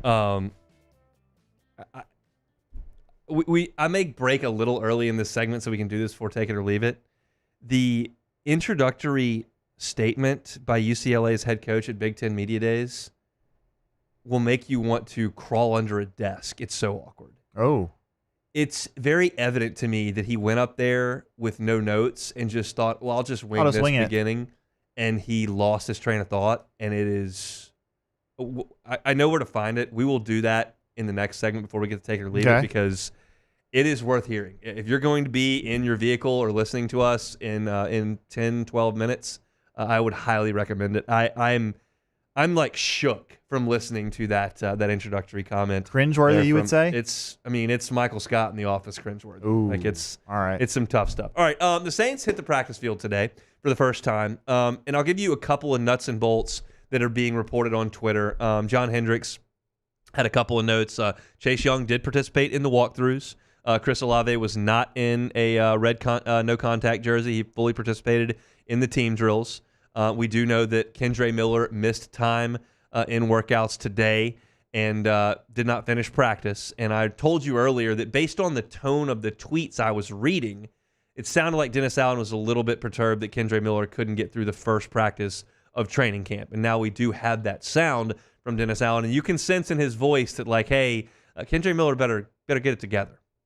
Kendre's got a hamstring, so look, that's a player that's going to have to figure out how to stay healthy, because it's hard to make the team, when you're in the training room all the time. We told you that at the top of the show, but it's true. I gave you the quote that I heard a bunch of football players use: "You can't make the team in the tub," and if you're constantly not out there on the practice field, and it's not like Kendre Miller, some first-round pick the Saints have a ton invested in. Like, he's a mid-round pick. This is not a guy who's, like, fully guaranteed to be on the roster. I would wager he'll be on the roster. I think the Saints like his potential. But if he goes out there and, comes back and tweaks an ankle and then fumbles in the preseason, like, this is not a guaranteed roster spot. Like, this is more juice for Alvin Kamara right here. It's like, this is the guy you're replacing me with? He can't even practice. Couldn't make it through one day of walkthrough in shorts. Like, give me the money. We'll see. But yeah, I think Kendre Miller will be on the team. I think he'll return to practice, and I think this will all work itself out. But it's evident that Dennis Allen's not thrilled with that, and I fully understand that. A couple of the other questions Dennis Allen got today as the Saints came off the practice field were about Trevor Penning. We got a couple of bites here that Beck will play, and I'll kind of react. Here's the first on Trevor Penning. He's going into year 3, so this is kind of the year that he needs to really step up and make some progress. And I saw some of that, in the spring, and hopefully he'll be able to continue that throughout training camp and into this fall. And I think as much as anything for him, it's developing that confidence in himself that he belongs here and that he can do the things that are necessary, to play at this level. And I believe he can, and I'm going to give him an opportunity to see what he can do. Look, I think this is the biggest storyline in training camp. I think the offense as a whole is likely more entertaining and interesting because for sure that Clint Kubiak's offense is going to be out there in week 1, and you don't know that about Trevor Penning. Like, he could be out there. They hope he's out there, but you've got other options if he just proves he flat can't do it. But I do think that you're 8 weeks away from knowing if Trevor Penning's ever going to help the Saints. Like, there's 3 outcomes here. He makes it through camp, starts at right tackle, and stinks for the first 3 weeks, and they got to move from him. He makes it through camp, he starts at right tackle, and it starts to click. That's the second. And the third is he just can't get through camp. They see enough in practice, in joint practices, in preseason to go, this was a miss, and they have to move on with whoever else, Landon Young or whoever the case may be. And I think we'll know that before October 1st. Like, that's early, but I think we'll know that. It's year 3. This is not a rookie, as he just said. Not a rookie. It's time to go. And of all the players on this roster, I think he's the one that's going to receive the most eyeballs in training camp because he's a first-round pick, and he's done nothing. This is the other bite that we have from Dennis Allen on Trevor Penning. You still believe in the skill set as much as you did when you drafted? Oh, absolutely.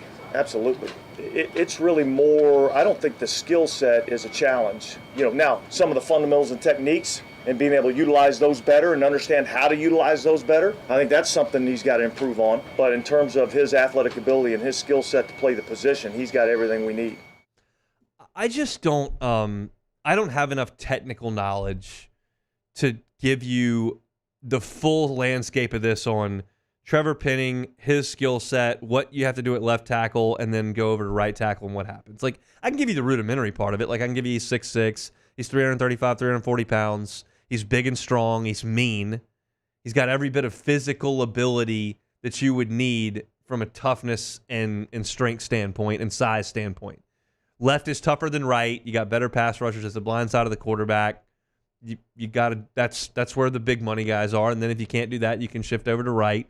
And theoretically, it's a little bit easier, and the quarterback can see where guys are coming from. Like, I can give you that, but you know that, so it's no use in harping on that.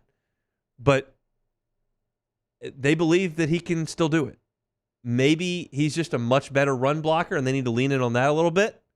And maybe the pass blocking will come with some time and some help that the quarterback can now see him.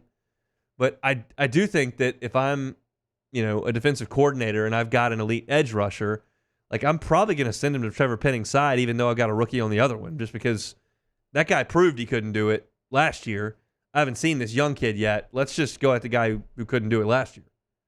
That's going to be a big, big deal for New Orleans. So the Saints out there at practice. Matt will have much more coming up on his show. Ross Jackson's going to join him each and every day during Saints camp with the report. So he'll certainly dive in there. We'll talk to Sharif Ishak from Irvine. Sharif yesterday. Luke Johnson from Irvine coming up tomorrow and kind of see what he's seen firsthand. But Saints are underway from out in Irvine, California. And the news of the day today, Olave's out there practicing. Kamara reported to camp, said he wants to retire a Saint and is going to be there and is going to play even if he doesn't get a deal done. Then you saw the unfortunate injury to Kendre Miller, who missed the end of practice due to a hamstring issue. And that's kind of the nuts and bolts of day one from the black and gold out there in Irvine. When we come back, we'll hear from UCLA's head coach and his impressive opening monologue at Big Ten Media Days, and then we'll get to take it or leave it. Coming up next on the Hunt Palmer Show. You are now listening to the Hunt Palmer Show. Every shot, every goal, ESPN Bet has fans covered for the biggest moments in sports. The exclusive sportsbook of ESPN is the only place to find special offers and promotions from your favorite ESPN shows and personalities throughout the summer. New users can get a bet reset up to $1,000 in bonus bets if your first bet doesn't win, so download ESPN Bet today. What a play. It must be 21 or older. Gambling problem? Call 1-800-522-4700 in partnership with LeBears Lake Charles. Terms and conditions apply. See app for details. Get the 104.5 ESPN Baton Rouge app powered by Bayou Ford and tap the microphone icon to send us your thoughts in an audio message. Your message could be played on air during Off the Bench with Esther and T-Bob, The Hunt Palmer Show, and after further review with Matt Moscone. Érase una vez un Infinity, diseñado para despertar tu imaginación y desafiarte a soñar, con 3 lujosas filas de asientos. El totalmente nuevo Infinity QX80 de 3 filas.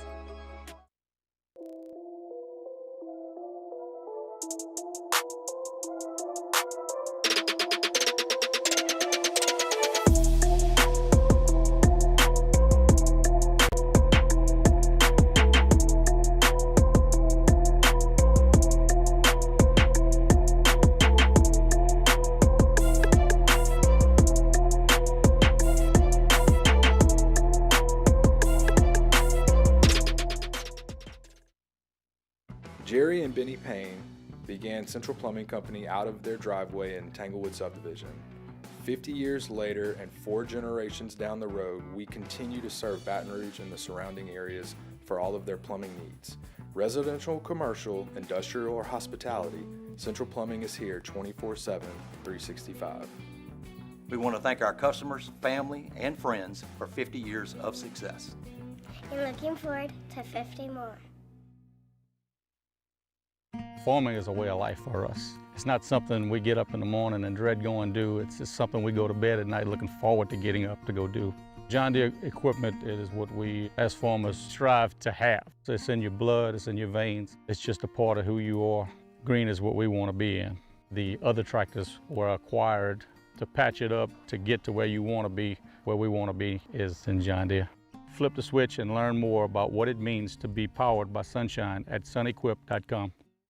Gulf Coast Office Products is a nationally recognized Savin office equipment dealer based right here in Louisiana. Over 100 employees strong, Gulf Coast has the boots on the ground to support all vertical markets from education, engineering, legal, and finance. With the latest in office technology from desktop to production segment units, Gulf Coast and Savin have the perfect fit for you. Call 225-756-2644.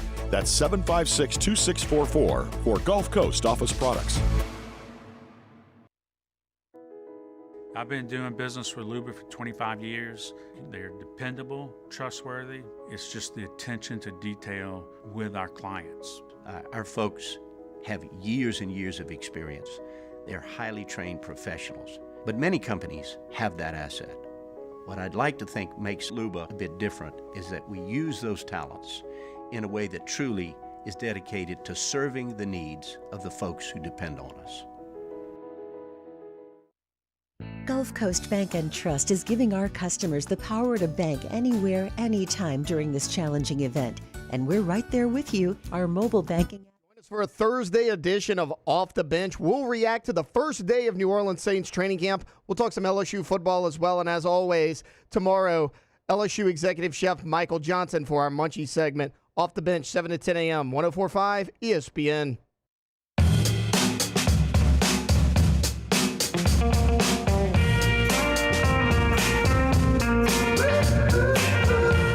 This is the Hunt Palmer Show on 104.5 ESPN Baton Rouge.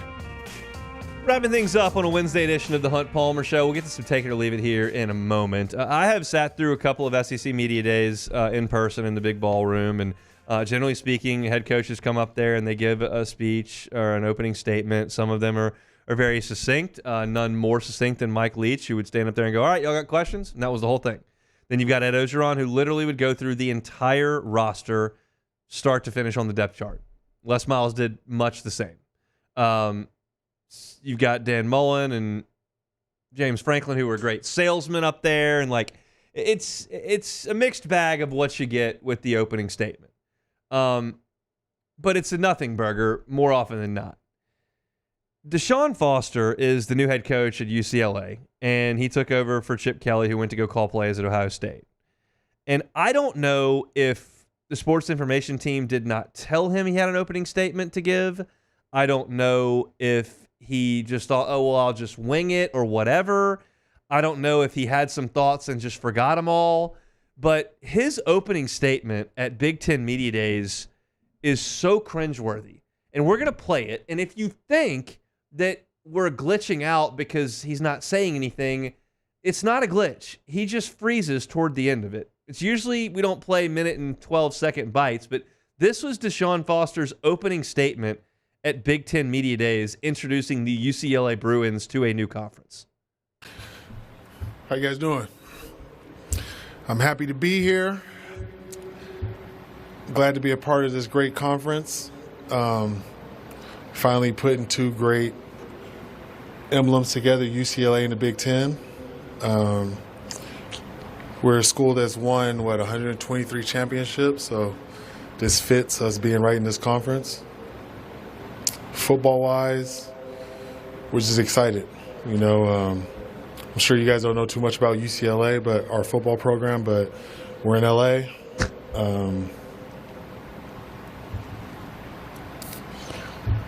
It's us and USC. We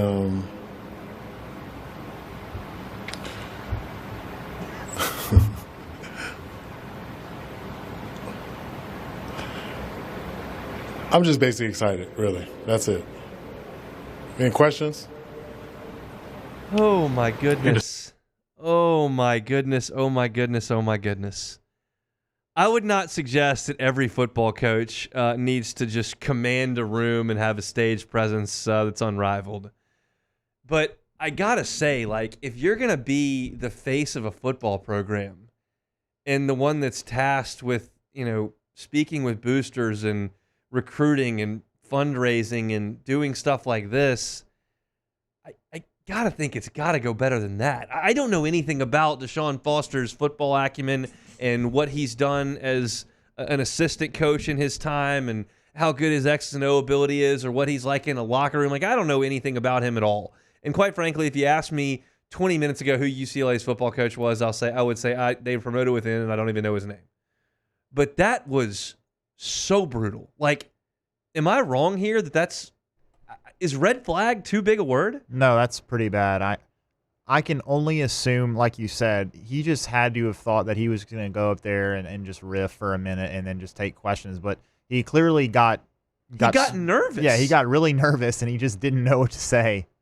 As public speaking is a fear of some people's, and I understand that. And if you're a whiz CPA who crunches numbers all the time, you don't speak in front of 1,000 assembled media all that often, and that's okay. But like a football coach has got to address crowds like a lot.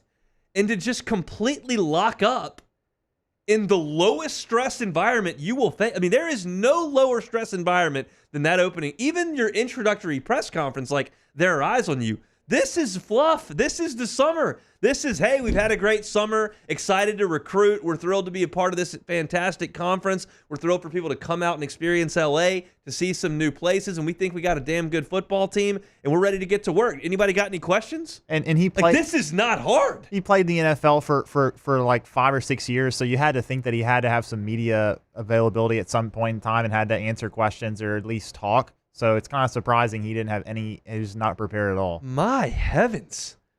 Let's play Take It or Leave It. Sheesh. All right, first one here. Teeny needs a new home. Take it or leave it. Huh. For those that don't know, Teeny is my cat. Whoa, cat. hon, what are we talking about here? I don't like where this is headed. We're going to leave it. We leave it. Okay, good. Because my wife said when she moved here from Metairie, we weren't married, had no kids, said, can we get a cat? I said, absolutely not. Cats are terrible. She said, well, I don't have any friends here, and I moved here, and I'm taking a new job, and I'd like a cat. And I was like, that's a reasonable thing to say. We can get a cat. I'm not going to like the cat. We can take the cat. We went and adopted a cat from Cat Haven. It was a fantastic process. I'm obsessed with the cat. Teeny is the greatest cat in the entire world. I love Teeny. I Not adore better Teeny. than Leo, but that's Teeny's okay. the best. Myers has had some coughing issues, some things that have perked up Alyssa's senses. She's an ENT nurse practitioner. She was like, we need to go get him checked out. So we did all these allergy labs. And the nurse made a little comment, said, well, you got a cat at home? Like, we're going to draw, there could be cat allergies. And I panicked because I'm not going to win that discussion. If Myers is allergic to cats, Alyssa's going to make us give the cat away. That's just the way that's going to go. I'm not going to win that discussion. Myers is not allergic to cats. Got the labs back today. Teeny can stay home.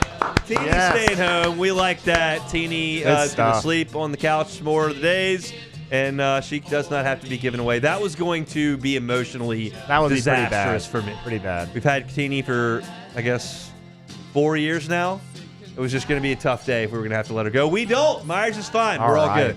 Good stuff. Moving on. Pat McAfee has announced he will return to College Game Day this fall. Take it or leave it. I'll take it. I think it's fine. I think it's going to drive a lot of people nuts. That is fine. I've heard Jimmy Ott's thoughts on the matter. He thinks he's an idiot.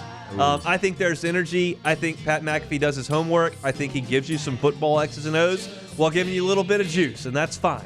I still love Reese Davis's role in that show where he's the mediator and the news guy. I think Herb Herbstreit does an awesome job. I think they mix and match, and Des gives you some things, and you get the sideline reporting, and I just think McAfee gives you another dimension of the show. I'm good with it. Do I think he's saved the show or he's the face of the show? No. But if he's going to go down there and make fun of a college kid that can't kick a field goal, that's funny to me for 5 minutes, so we can do that. So I'm in. All right, next one. At his first press conference for camp, this is a little bit different than what Deshaun Foster did, but Chargers coach Jim Harbaugh said, quote, feels like New Year's Day, feels like being born. It was like coming out of the womb. Take it or leave it. Was he crying? Did he get spanked? I don't know. That's what coming out of the womb's like. Yeah. Not sure how he remembers that either. I'm sure he doesn't. I think he's just a weird guy. He's drinks pretty a weird. lot of milk and sleeps over Wears at khaki recruits' pants every day. houses and goes with the khakis and coaches football really well. So I think that things are going to go pretty well for the Chargers after this opening statement. But that's a little bit weird. All right, but it's to be expected. Yeah, last one here. This is one of the most bizarre things I've ever seen. The Canadian women's soccer team assistant coach and analyst have been kicked out of the Olympic squad after Team New Zealand said it had its training session disrupted by a drone flown by a Canadian staff member, and they flew it over the team trying to spy on them during their practice. The Canadian Olympic Committee said this today. The assistant coach and analyst, as I said, have been banned from the competition. Droning to spy on your opponent in soccer. Take it or leave it. I mean, drones are pretty noticeable. Yeah, they're pretty loud. See them. Pretty loud. That's just not all that bright. And, yeah, I'm not really sure how much you're really gaining from right, that. Are we either. looking at set pieces I mean, here? Like, what do we? I don't know anything about soccer, They but don't like really it's not run like you're a lot of plays. picking up fake punts. That's just not great. I'm pulling against the Canuck women's hockey team. Yeah, they. I'm out on them. The Maple Leafs down. Go Stars and Stripes. Hey, they're Our guys playing right stink. now. Maybe Hunt. the girls are good. The men are playing right now. They're tied with France at halftime. So great start so far. I see the Cubs are another offensive juggernaut today. Hey, but they're winning though, Hunt. They are winning That's what 2-1. matters. That is good. All right, if you missed any of today's show, you can catch it on demand. 1045ESPN.com's on demand tab, Apple Podcasts, Spotify, Google. Wherever you find your sound, you can certainly find us. You heard a lot of sound from Dennis Allen and Mickey Loomis today. A lot of that you can find on YouTube, Hunt on Saints. And at the top of hour number 2, 2 o'clock, Jay Johnson on the LSU baseball team's off-season. Certainly go and check that out on demand. Matt's about to drive you home on After Further View. I know he's got Ashton Larson coming up today, plus a lot on the Saints. We're back tomorrow, same time, same place. Have a good Wednesday. It's the Hunt Palmer Show.